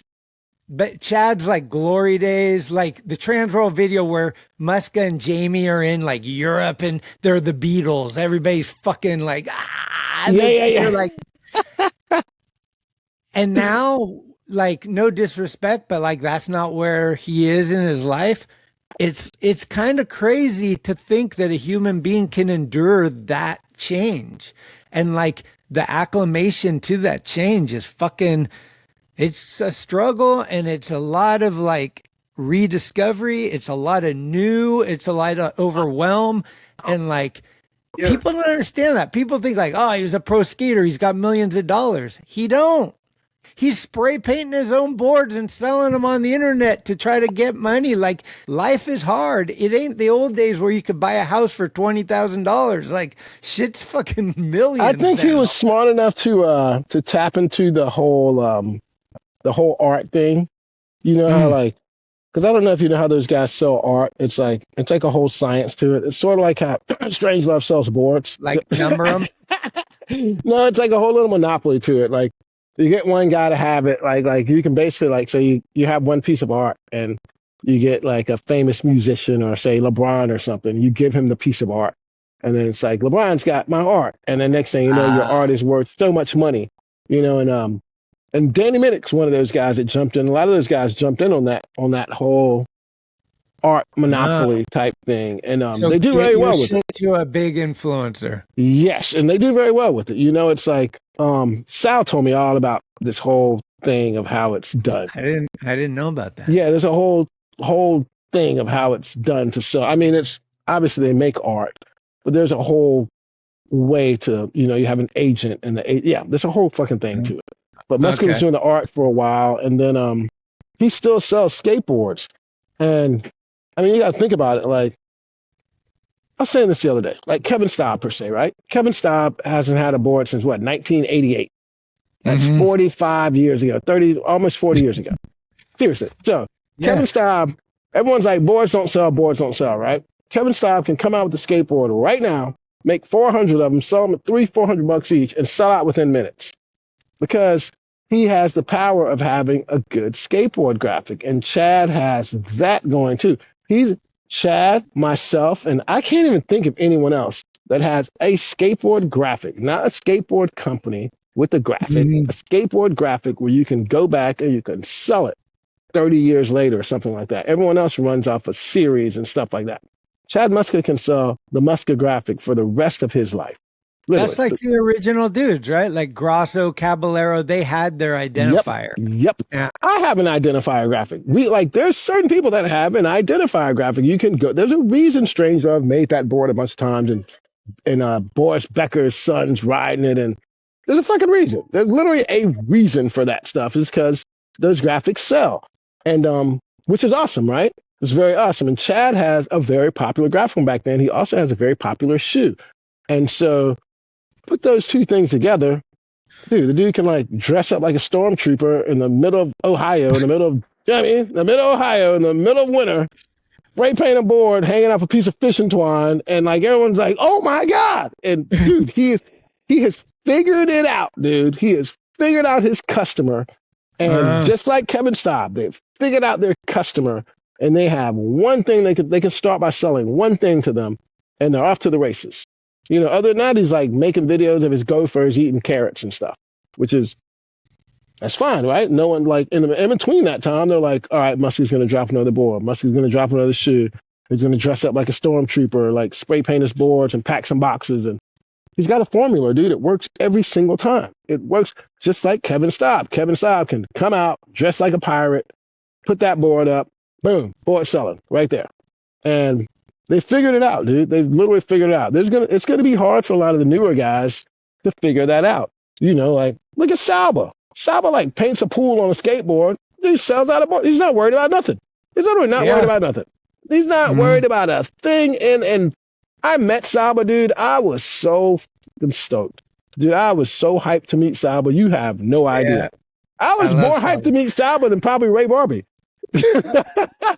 I'm not even, and I love Ray Barbie. I was just hyped to meet Salba because I'd never met Salba, you know, and never met him, dude. And like he was such a nice guy, dude. And then like came up, introduced himself, and he's like asked his wife to take a picture of us. I was like, holy shit, this guy knows me.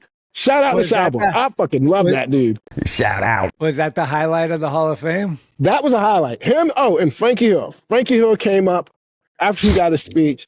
I was like walking back. I think I was watching Arco and those guys give their speech, and Frankie Hill came running from some seat, He's like, hey man, I just want to tell you, thank you. He's like, I wouldn't be here thank you. He's like, thank you for everything you did, because I vouched for Frankie Hill for years, dude. The receipts are there. For years, I'd always tag in. I was like, dude, why isn't this guy in the Hall of Fame? Why is this guy in the Hall of Fame? At least twice a year, I would tag the Hall of Fame and be like, what the fuck, you guys forgot Frankie Hill again? And they finally got him in, and Frankie Hill said thank you to me. That was one of the coolest fucking things anyone's ever did in my life. Talkin Schmit, dude. Same thing with Ryan Allen. Hey, dude, I did the same thing with Ryan Allen, and that dude turned around and thanked Kelly Clarkson or somebody. I'm like, what the fuck? Like, I'm so mad. I was like, this motherfucker thanked Kelly Clarkson. Don't even know Kelly Clarkson. Oh, man. But Frankie was cool. I met Glenn Friedman, dude. Funniest Glenn Friedman story. I'm sorry to fucking babble. This is the greatest thing ever. I love it. Right when I get there, I see Mike Carroll when I get there. I'm like, oh shit, what's up, Mike? And like, he's like asking me about sobriety in California.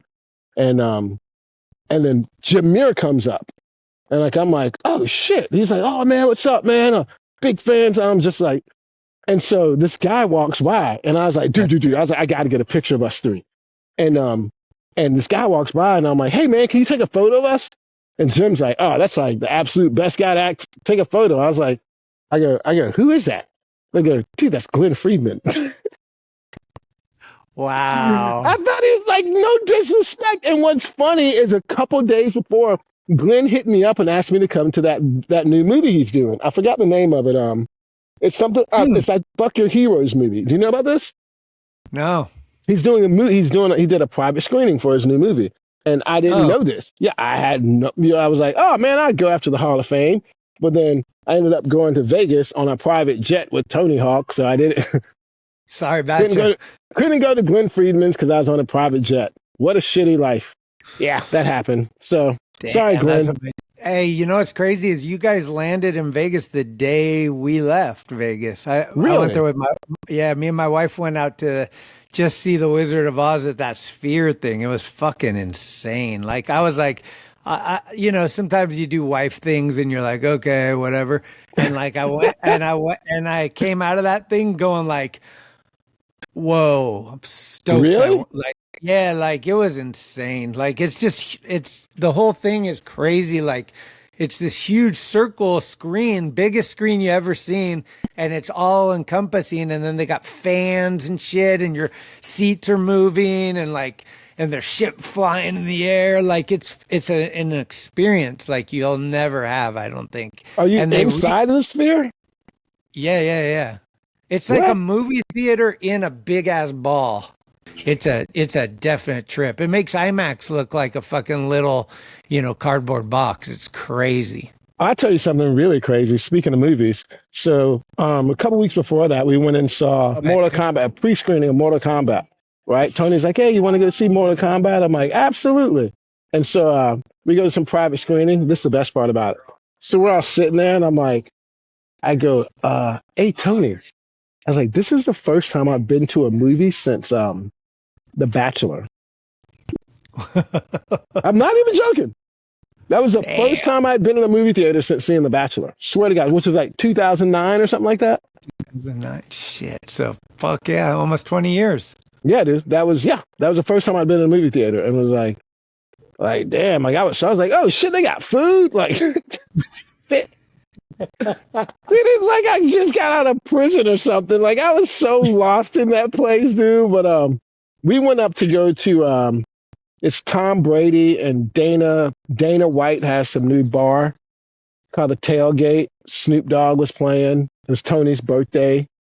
Oh shit. Yeah, it was cool. I think Tony's Tony has his hands in like all these things. We went to eat at some super nice restaurant when I first got here. And he's like, oh, you like the food? And I was like, we were just talking about food and shit. I'm like, yeah, man. He's like, yeah, me and my wife went to the chef has another spot down in downtown San Diego. And me and my wife went out one night, and the chef said he's opening another spot. And Tony's like, oh, I'd like to invest. And he's like, yeah, I'm an investor here. And I was like, whoa, what the fuck? Like you're just going to throw that out in the middle of dinner? You know what I mean? like, And like, how you just gonna throw that out? You know what I mean? Well, like, not like, oh, I got a new car this weekend. Like, yeah, I'm one of the investors in this restaurant. It's a really nice restaurant too. And as we go to leave, I always forget that I'm with him. Yeah, I think you're You know good. what I mean? So like, Yeah. I just leave him. Like, yeah, I would straight up leave the dude sometimes, like, because I forget that he's like, I forget he's Tony Hawk, dude. Like, I just keep walking. Like, everyone's like, oh, what's up, Tony? And I'll be like, dude, what the fuck is this guy at? And they're like, oh yeah, it's Tony Hawk. Like, I'm the worst famous person friend in the world, dude. I'll be like 2 blocks up, like Tony's like, where is this guy at? And like all these people are surrounding him and shit. Like, but in Vegas it was funny. Like I ended up being the cameraman for all these people. Like they're like, oh man, like before they ask him questions, I'm just like, dude, give me the camera. Like, but it was a cool trip. And, we all went out one night and Felipe had never been gambling, so Tony's like, give him some money. Oh, and then, yeah, and then Felipe's like gambling, like, did it? It's just hilarious, dude. Yeah, you know what I mean, like I kept thinking he was gonna fall out of the chair or something. Dude, I was just like, this guy's he's gonna like roll the dice and come rolling out of the chair like Humpty Dumpty or some shit. Ends up like winning some money, and then he's like wants to give Tony some money back, and Tony's like, I don't want it. And then he gives it to me, and Felipe's like, no, I take it back. And Tony's like, oh, you want $100? And I was like, sure. And I was like, all right, let's go back to the hotel. I don't gamble, so we get back to the hotel and we get back, and I told Tony I was going to spend the money going to see a Michael Jackson thing. He was so bummed. But he also told me if I wanted to go to Neverland, that his friend just bought, like one of his friends just bought it. You know, like I have the weirdest conversations in the world with him. You know what I mean? Like it's not like talking to you. Like we talk about skating and shit. Like I talk to him, he's like, hey man, you ever want to go to Neverland? Let me know. My buddy just bought it. Like, fuck, dude. That's crazy. Yeah, so, everyone's asking why I don't call Tony. Like, why don't you call Tony? See if he'll help you. I'm like, I'm not pulling that lifeline.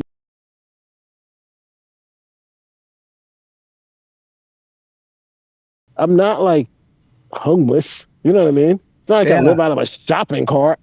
Like, right. I'm just going to have to go back and reset some things. And, it's going to be hot. It's going to be muggy.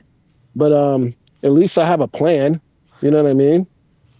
Do you got some cash for a flight?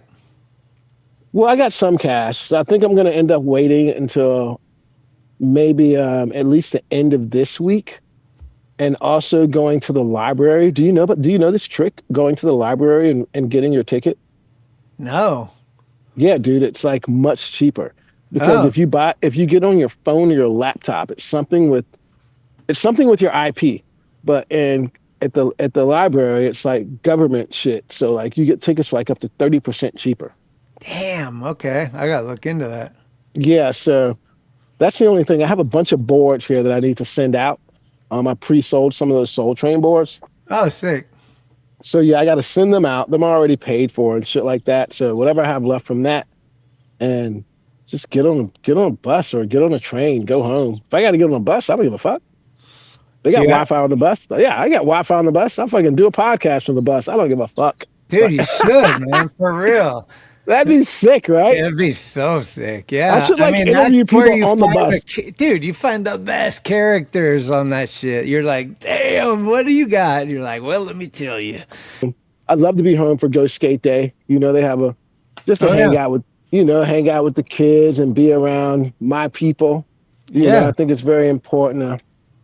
Dude, I gotta ask you a question, because this dude that he helps me a lot. I got like a little membership program going for the pod now, and this dude's he's been since day one, and he said, ask Clyde what he remembers of the time World Industry demo skating downtown Austin with like 30 plus skaters in tow. He said, like, I think you were with Rodney maybe, and it was like a while ago, but he's from Austin. He was wondering if you remember it. If I'm correct. And he said you might have went off to skate a McDonald's or something. Okay, if I'm correct, that's also where I want to say Pat Duffy was with us too, which is random. I just saw Pat. But I want to say Pat was with us. Rodney was definitely there. And I remember we bought, I think it was Austin, but we bought an ounce of weed and it was in bricks. And I remember this. I do. I remember this from Texas because I remember this trick from Texas. And it was like in bricks. And we had to get like apples, or I think it was apples, and cut them up and put it in the bag, and it made the weed fluffy. And that's what I remember of Texas going in the 90s, going on tour. That's literally what I remember of Texas. I remember Fort Worth. I remember Fort Worth a good bit. Not Fort Worth, I'm sorry. San Antonio. And also one thing I remember of Texas, but it might not have been Austin, was you know the name Hometown Hero? Do you know where that came from? That's a great question. I don't know. Was there a certain incident? I know what a hometown hero is, but it's like the guy that like you go to a demo and then all of a sudden the hometown guy tries to take everybody out. Like he's like I'm the best. Did it come from Dennis Busenitz or no? Nope. It came from my recollection, it came from Cody McIntyre. Oh, Cody McIntyre was the guy. I didn't know him. We were just told before we got to Texas, like, watch out. There's this guy that's going to come out from Texas, and he's fucking kills the demos, and he's a hometown hero. You know, like so everyone was on high alert for this hometown hero guy. And like, I remember he skated. He was cool. I was just like, you know, he's a good skater. He was cool. I didn't think much of it, but I know there was a lot of skaters, a lot of my peers that didn't ride for us. I think a lot of them rode for Girl and Chocolate, but they did not like him. Like they did not like him, dude. Like they thought he was a show off, and they called him the hometown hero, and that's where that name always came from. Is Texas, the hometown hero. Wow. Yeah. There you go. Yeah. If you know different, email me. But until then, that's the story. You heard it here, right here. There's gonna be someone like, man, it came from Seattle. It's like, come on. Everything comes from Seattle. If you're it was Aaron Dieter, dude. Like, hey, what happened? You went on the Thrasher vacation, right? Yes. And you forgot your ID or your wallet or something, right? I've never had one. Oh, that's what it was. And they sent you the check, and you couldn't cash it because you didn't have it. Yes. How the fuck did you get on the plane without an ID? Dude, I had this miraculous run of getting on airplanes for like, up until then, I had a miraculous run from probably 2009 until then of getting on planes and with no ID. Like, it's a known there's a couple of like reels on my page from like the last few years. Like, this is how you fly without an ID. Damn. And, yeah, dude, literally, like once I learned how to start making reels with it, it'd just be like, oh, you just go through TSA, you wait a little bit, and like, they'll let you through. You just have to be patient and cool. Yeah, they would let you through. But when they passed the Real ID Act, they were like, nah. But what's funny is they flew me into Detroit, and they wouldn't let me fly home from Boston. So I ended up taking the train from not Boston, from Buffalo. I apologize. So I took the train from Buffalo to New York, slept in Penn Station. I think I got AIDS or something. And then then I took another train to like Greensboro, and by the time I got home, I was so fucking sick, and so I had to deal with the craziest cold for like 2 weeks. And I went back on tour, and I got a ride to Atlanta. I couldn't fly to Atlanta, and then from Atlanta, I took a bus from Atlanta to Jacksonville. Damn. Went and saw my mom, got an ID, and then took a bus from Jacksonville to Miami. Yeah, dude. Yeah. I was missing on a good few legs of that trip. I was missing, dude. I was like, where is he? Yeah, not missing, but I was just like, those guys were just skating, and you know, they were fucking killing it, dude. Dude, Tiago is fucking amazing, dude. Tiago is amazing. He's one of the most amazing skateboarders I've ever seen in my life. What's one of the gnarliest things that went down on that trip that you saw? Oh, absolutely, Tom Shaw. Oh, he was there. dude, I don't think people understand how crazy that wall ride thing was on that tree.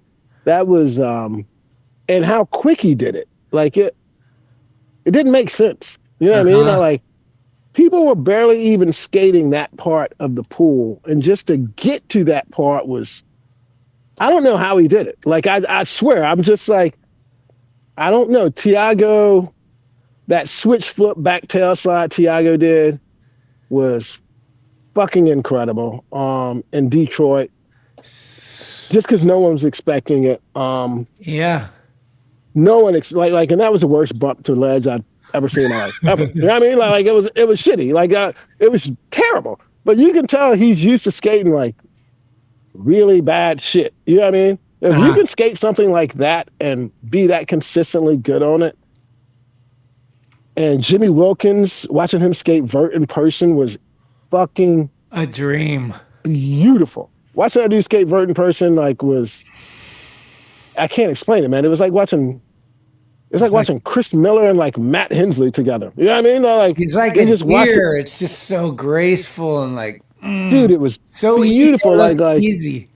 It was beautiful. Like, cause it's funny. Skateboarding has this thing where like you look at these people and you're like, you don't think of them, you know, like you have these misconceptions of like, oh, you know, that guy's probably like, you know, like he's just a regular looking guy. He gets on a skateboard, you're like, holy shit. Yeah. Same thing with Tom Shaw. You know, you're just like, I mean, the same thing goes for fucking Shane O'Neill. Shane O'Neill looks like he works at fucking Nordstrom's, right? Yeah. And is one of the most incredible skateboarders ever, right? Like he literally dresses like he fucking works at TJ Maxx or some shit. Yeah. But you watch him skateboard, you're like, holy shit. Yeah. And that's the beauty of skateboarding, right? And Jimmy Wilkins was one of those guys. I think they were all great. I thought it was really cool to see Andrew. Just Andrew's a funny guy though, you know, like, but if you know him, he's always been like that. He's always been like not insecure, but just he overly watches. He's just like tight about things that no one else thinks about. You know what I mean? And I don't think that's an insecurity. He's just very judgmental of himself, but he's like, he has a funny outlook about it. He's not bummed on himself. He's just like, I'm gonna do that again. And you're like, why? You know what I mean? But that's what makes him fucking Andrew Reynolds, right? Yeah. Like that's what makes him. He's a perfectionist, and he's a perfectionist in his own world. And I think it's incredible watching someone skateboard that well that's that old. You know what I mean? Like, no one understands like how good he is for his age and how consistent he is for his age and how much he fucking skates, man. You know what I mean? Like, he skates a lot. Like, he is very comfortable on his skateboard. You know what I mean? Like I ain't gonna lie, I skate a couple times a week. That dude skates every fucking day. Yeah. And he loves skateboarding. That's what he loves talking about. That's what he loves doing. I had a great time with all those. Like me, him, and Tom. Like we'd have the most ridiculous Mount Rushmores of skating. Yeah, you bonded with Tom K, right? Dude, Tom's my boy, dude. I fucking love that dude. Tom is a lifetime picnic fucking attendee. He's always invited to every barbecue. That's my guy. That's my guy right there, man. I love that dude. I'm stoked he did that thing with Sheffy with you guys. I thought that was really cool. Yeah. Wilton is a great skater. I got to hang out with Brandon Westgate. I've never met him before this time. Westgate. Really great skater. Yeah. Obviously, Jamie Foy is black. I don't care what anyone says. Jamie Foy is he's a black man. He is a black man. He is a black man that looks like Archie Bunker. He is. He is, dude. He is. You cannot tell me. Gnarly. I met his mom too, and like just the nicest people. You know what I mean? Like for real. He comes from a really good family, and like he's just a good dude. You know, like generally a good guy. Loves skating, and he's one of them dudes who's gonna make it. He was gonna make it no matter what. You know what I mean? Margie was cool. Fucking. Oh man, I know who was sick. Frankie Villani. Oh, he's dude. God. He skates like no other. Dude, that dude he would do some shit. You're like, there's no fucking way. You know what I mean? Like, he would literally do some shit like, there ain't no way he's about to do that. And he would just do it. And he looks like he's asleep at the wheel, right? He's just kind of like chilling. Dude, that Caballero he did in Atlanta, like, first off, I don't know, someone get that dude a bearing sponsor. Because the way he was rolling up, you're like, there's no way he has enough speed to even jump over that wall if he just wanted to stop and jump. And he did that Caballero. Vern, send him some bearings. That dude did that Caballero so quick, and how he landed, like, full impact, dude. I thought his fucking skateboard was going to explode. And he grabbed his hat. That was one of the most remarkable things on tour. He did that probably in 4 tries. Not even joking, dude. Just jumped out the car before everyone else could, like, get out of the car and, like, you know, smoke or whatever. Boom, he did the trick. Like, that quick. You know, and you got to be ready. Watching those guys skate that rail, dude. Tiago, I just can't explain how good he is, dude. Like, I've never seen anyone skate that good. Yeah, his pop is like bananas. It's like, it's a different level. Like, what the hell? Crazy. And you're like, how does he do that with them shoes? I've skated his shoes like 4 times. He is a different type of person, dude. He just really, really a super nice guy. Wilton Sosa was really great. You know, that was just a. That just reminded me, man. They got a stacked squad like overnight. Like in the last year or two, they've really put together a fucking. The team is fucking stacked. They got a great team. You know, I just think it's the stigma of it being New Balance. You know what I mean? Everyone's not gonna like that it's New Balance and da da da da da. But yeah, I mean, it's funny. It's like, and I don't like New Balance. I like Converse. You're like, well, that's Nike, asshole. You know what I mean? Like you can't like. There's no way to kind of get out of that. And the skater-owned brands are not what they used to be, right? Like they're not what they used to be. They can't keep up financially. Like Nike and those big companies, they got way too much money. They've been doing it too long. They got like all that shit. And it's like, I want to support you guys, but I need my feet to be okay. You know, it's like. Exactly. And like, that's what I always tell people too. I'm like, I don't think it's so much the money with these guys. I think it's the quality of what's going on, you know, like the quality of shoe, the quality of material. And then you take in consideration that the quality of life too. Like you want to skate, like skateboards aren't selling right now for the reason, you know, I was just talking to you about. No one has a fucking graphic. You know what I mean? No one has a graphic. It takes one graphic. One graphic, dude. You can have one graphic for 4 years. That is a proven fucking fact. Mm-hmm. You can have one fucking graphic and just sit on that thing. Just all you gotta do is skate. You don't gotta worry about selling. You don't worry about selling shit. Just skate, dude. Have your one board. Who's gonna be bummed? Andy Anderson's had the same graphic, right? Right? He's had the same fucking graphic. No one even. I don't even know if he's had a new one. If he has, I don't care about it. You know, I know his one graphic. And that's what it takes. It takes one fucking graphic.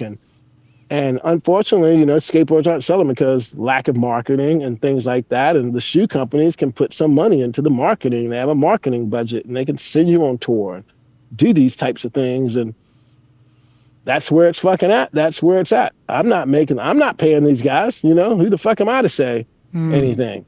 Yeah. You know what I mean? Now it makes sense because a lot of people's friends are losing their jobs at the Rukas and things like that. And it's like, hey, what do you fucking do? You know what I mean? Like, start some new shit. Get some new shit going. You know, like, you guys think that was going to last forever? You think you're going to ride on that corporate ladder for fucking ever, dude? Like, people that work for corporations don't have long careers. You know what I'm saying? Like, right. Things that are skater owned, people don't think's cool. You know, they don't think it's fucking cool. They don't. You know, like, look at Deshaun. Deshaun went from fucking a skater-owned thing to fucking April. April is weird. You know what I mean? It's fucking weird company. It is, dude. It is. Like, I would have stayed with Ed on Toy Machine. I would have. You know what I mean? Like, that's where you want to be. That's where you want to be. Like, at least you know Ed's not your you know, no disrespect, but Ed isn't your competition. You're on a team with fucking Shane O'Neill. That's your competition. Yeah, that's your fucking competition. No matter how you think about it, that is your fucking at the end of the fucking day, you can look at everybody in the magazine, but your fucking boss is your fucking competition. Yeah. If he's right there and he's got a board, good fucking luck. Your boss is in the last part in every video that's made. Exactly. Unfortunately, you know, like everybody that's on primitive, they ain't got that problem. You know what I mean? They don't. They dropped the ball with fucking what's that kid's name? Jabe. They dropped the ball with that dude. Dylan Jabe, dude. So that's a good segue, because I wanted to ask you, like, and for me, Antonio Durao, Dylan Jabe, Simon Banneroff, and Dom van der Linden are the guys for this year that I think are fucking just coming. And then there's this one guy that has had 2 trips to the hospital this year. I mean, Nija's going for it, right? Like, holy fuck. But like, those are the dudes that I think have like the fucking momentum. What are we? Almost June. So we're almost halfway through the year. Dylan Jabe, that fucking fakey flip heard around the world.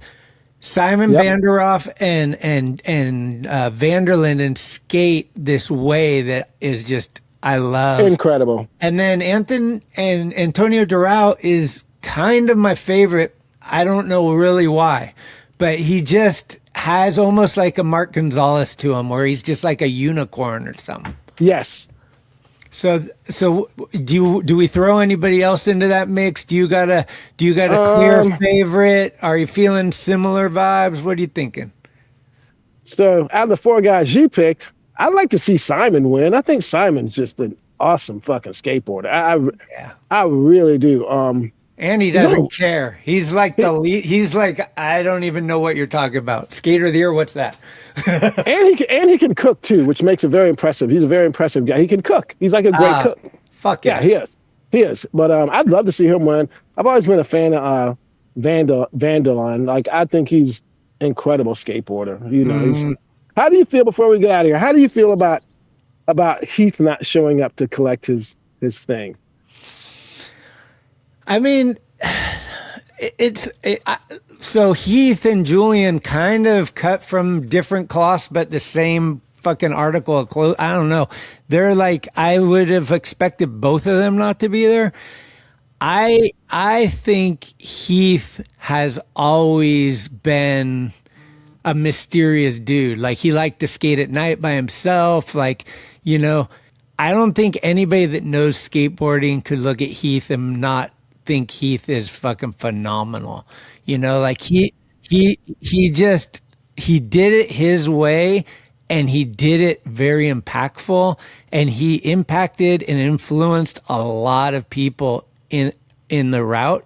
So I wonder, is it a political statement like, I don't give a fuck about the Hall of Fame, or am I too shy to get up on stage? I don't like the attention. I don't know what it was necessarily, but it didn't really surprise me. Okay. You know? I think it's weird. I think some people, Julian included, which really tripped me out, was like, last thing in the world that dude wants is to get up on stage in front of like all the people that come out of fucking the cracks for those things and talk about like himself. Like, he does not want to do that. And for something that's like, hey dude, here's your best moment in your life, but you have to do the thing that you hate the most. It's like, right? You know what I mean? Yeah. Like, some people are like, give me that mic, I'm never giving it back. So there I was, bro. And you're like, dude, oh my God. And some people are like, hey, I just want to thank you guys. Eric Costin, Skater of the Year. He came up, he goes, fuck, I guess I'm Skater of the Year. Thank you guys. Done, right? Some people grab the mic and they got a speech and they talk forever. And some people, I hate to say it, but Mark Johnson forever will be my favorite fucking acceptance speech. He just grabbed the trophy. He's like, this is the only one that matters. It's the only one that matters. And fucking just said that like 3 times. And it just became the mantra, like, fuck, this dude that's the best skater of the year is saying that this is the only award that matters. What more could you ask for? Like, marketing, response, everything perfect. So Mark is the only Skater of the Year, by the way, and the only one ever to get a Harley Davidson as his prize. When he won Skater of the Year, money must have been coming in. Boost Mobile, I don't know who was doing it. But he got a Harley Davidson, and true or false, he sold the Harley Davidson before the party was over. Always. Oh, so that's where that picture of him and Kelly Bird and Aaron are from, and Aaron Meza. Yeah. Yep. Wow. Yeah, man. I didn't know Mark had a son too. So rest in peace to that guy. That's dude. It's sad. It hit everybody. To his family. Yeah, man. Condolences to his family, man. That's a tough one, dude. Like if I had a ton of money, what I would put my money into would be a nonprofit organization that takes care of retired skaters.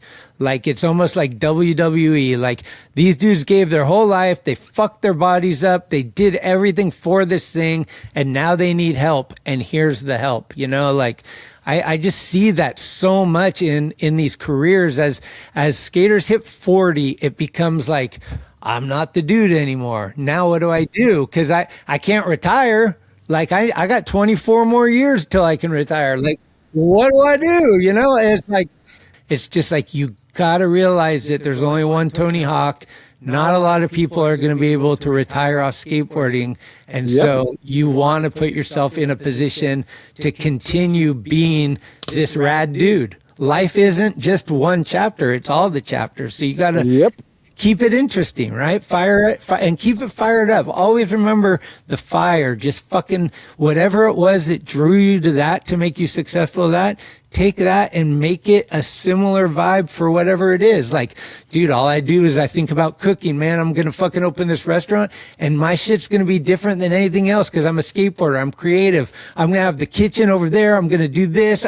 Like it's going to be this vibe where you're like, whoa, that's kind of cool. Like when people see it, they're, yeah, dude, I'm creative. I ain't following everybody. I'm leading. I don't want to follow. I want to do what I think. And having those passions, whether you fail or you succeeded because you did it the way you thought of and wanted to do it. So that's what you said.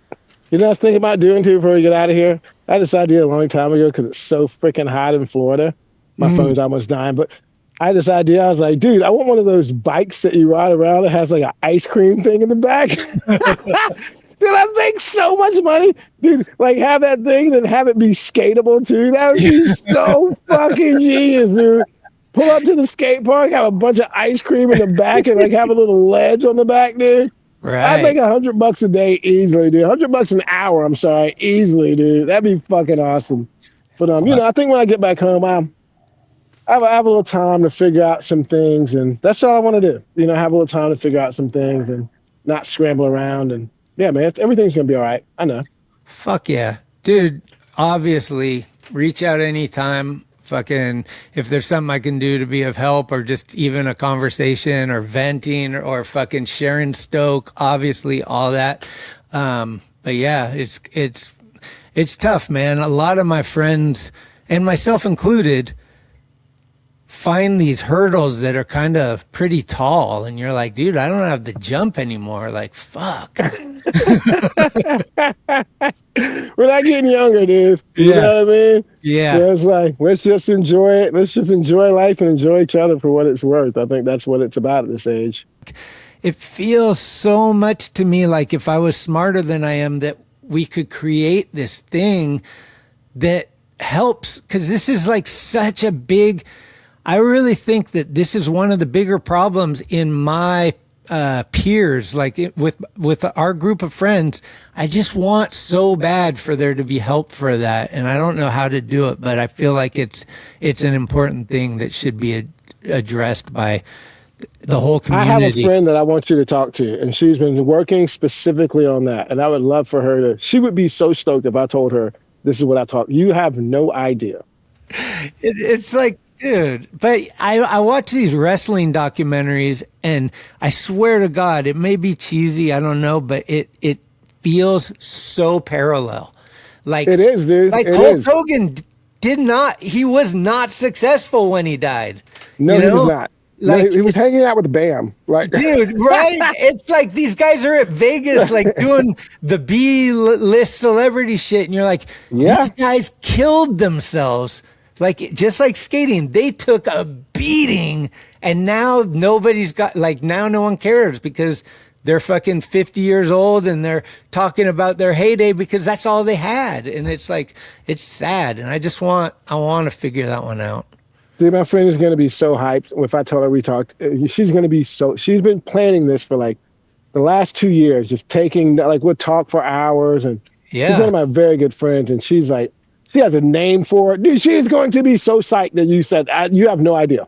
Well, like, when we get off of this call, I'm calling her and she's going to be fucking ecstatic. Well, tell her to hit me up anytime. I'd love to hear ideas on, even if I can be a small piece of pie that figures out, like, I mean, contributing financially, contributing mind, contributing time, like whatever it is, it's like, I think it's something really important to build.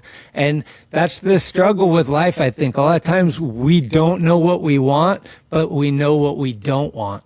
So, yeah. At least the conversation's there, you know, and that's a good thing. It's always good that it's on people's mind, you know, instead of just like people are talking about it. I think that's great. People are actually worried about these things enough to open up and talk about them. That's where it starts at, you know? Exactly. Last question and we're done. Okay. Sammy Baca just called in. Pie or ice cream? Pie. I'm not a, but hold on. Do you mean sherbet or ice cream? Does sherbet count as ice cream? Yeah. I still go with pie. Me too. Yeah. Joe Baca said, what's up, man? My phone's about to die. I don't want to cut you off. All right. Well, we'll talk soon, man. Take care of yourself. Good to rap, man. I appreciate this a lot. Hey, love you, brother. I'll speak to you soon, okay? Love you too. Take care. Peace, man. And now, a word from our sponsor, Oro Coffee. That's some damn good coffee. Order 1 or 6 bags at orocoffeeroasters.com. Y'all like music? Because you're listening to SMFM.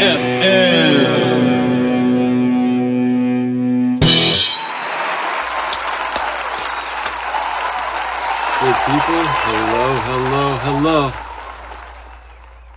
Thank you for having me. Thank you for having SMFM right here, your one and only for new music. And speaking of new music, I got another new music for you tonight. This guy comes at me, Ellis Jones. I don't know if he's a publisher, a musician, but he is a skateboarder. So it makes sense that he wears all these other different hats of creativity. The band is called the Tasty Sandies, and the song is called Power Chords. And I want to power chord this song right to you. Power Chords by Tasty Sandies. Ellis Jones? Come and drink from Power Chords, where the other evil has landed. Come and drink from the Power Chords, where the rain is gnarly, the smoke is poison. Come and drink from the Power Chords, boldly tilting the flames of progress. Come and drink from the Power Chords. It is a ritual practice by the native people of these lands. Drink from the Power Chords.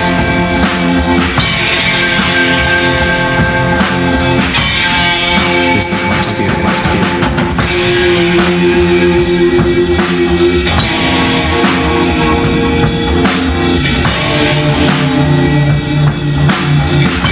Dream of the Power Chords.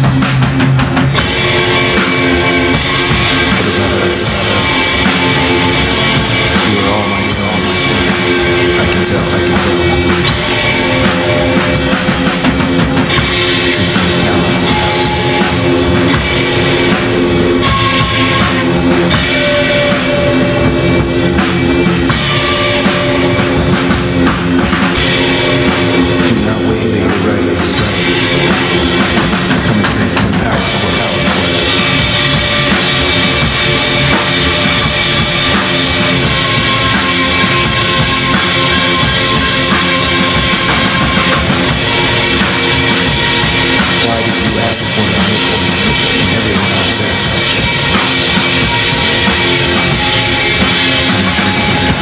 Power chord.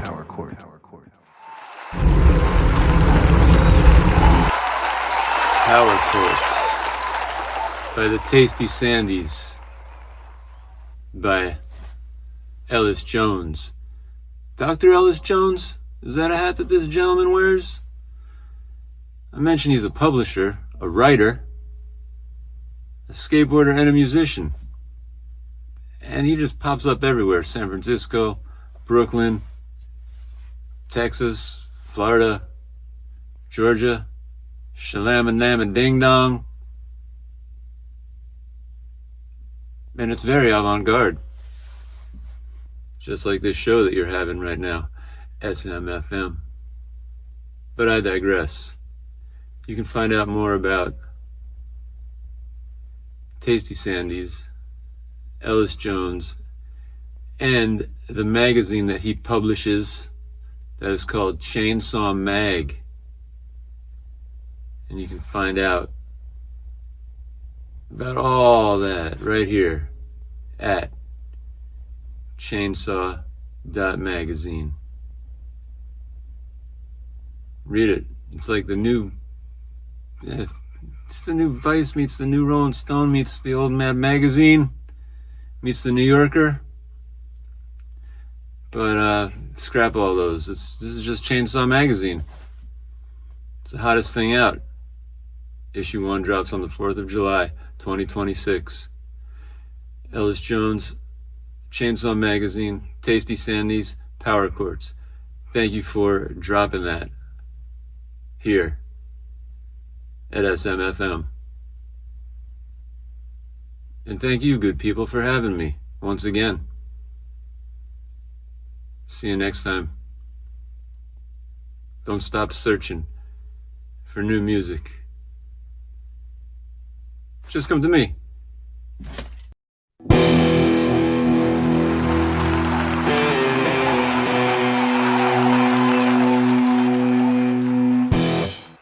Thank you for listening to another episode of Talkin Schmit. You can subscribe to the show on iTunes, Anchor, Spotify, or anywhere you get your podcasts.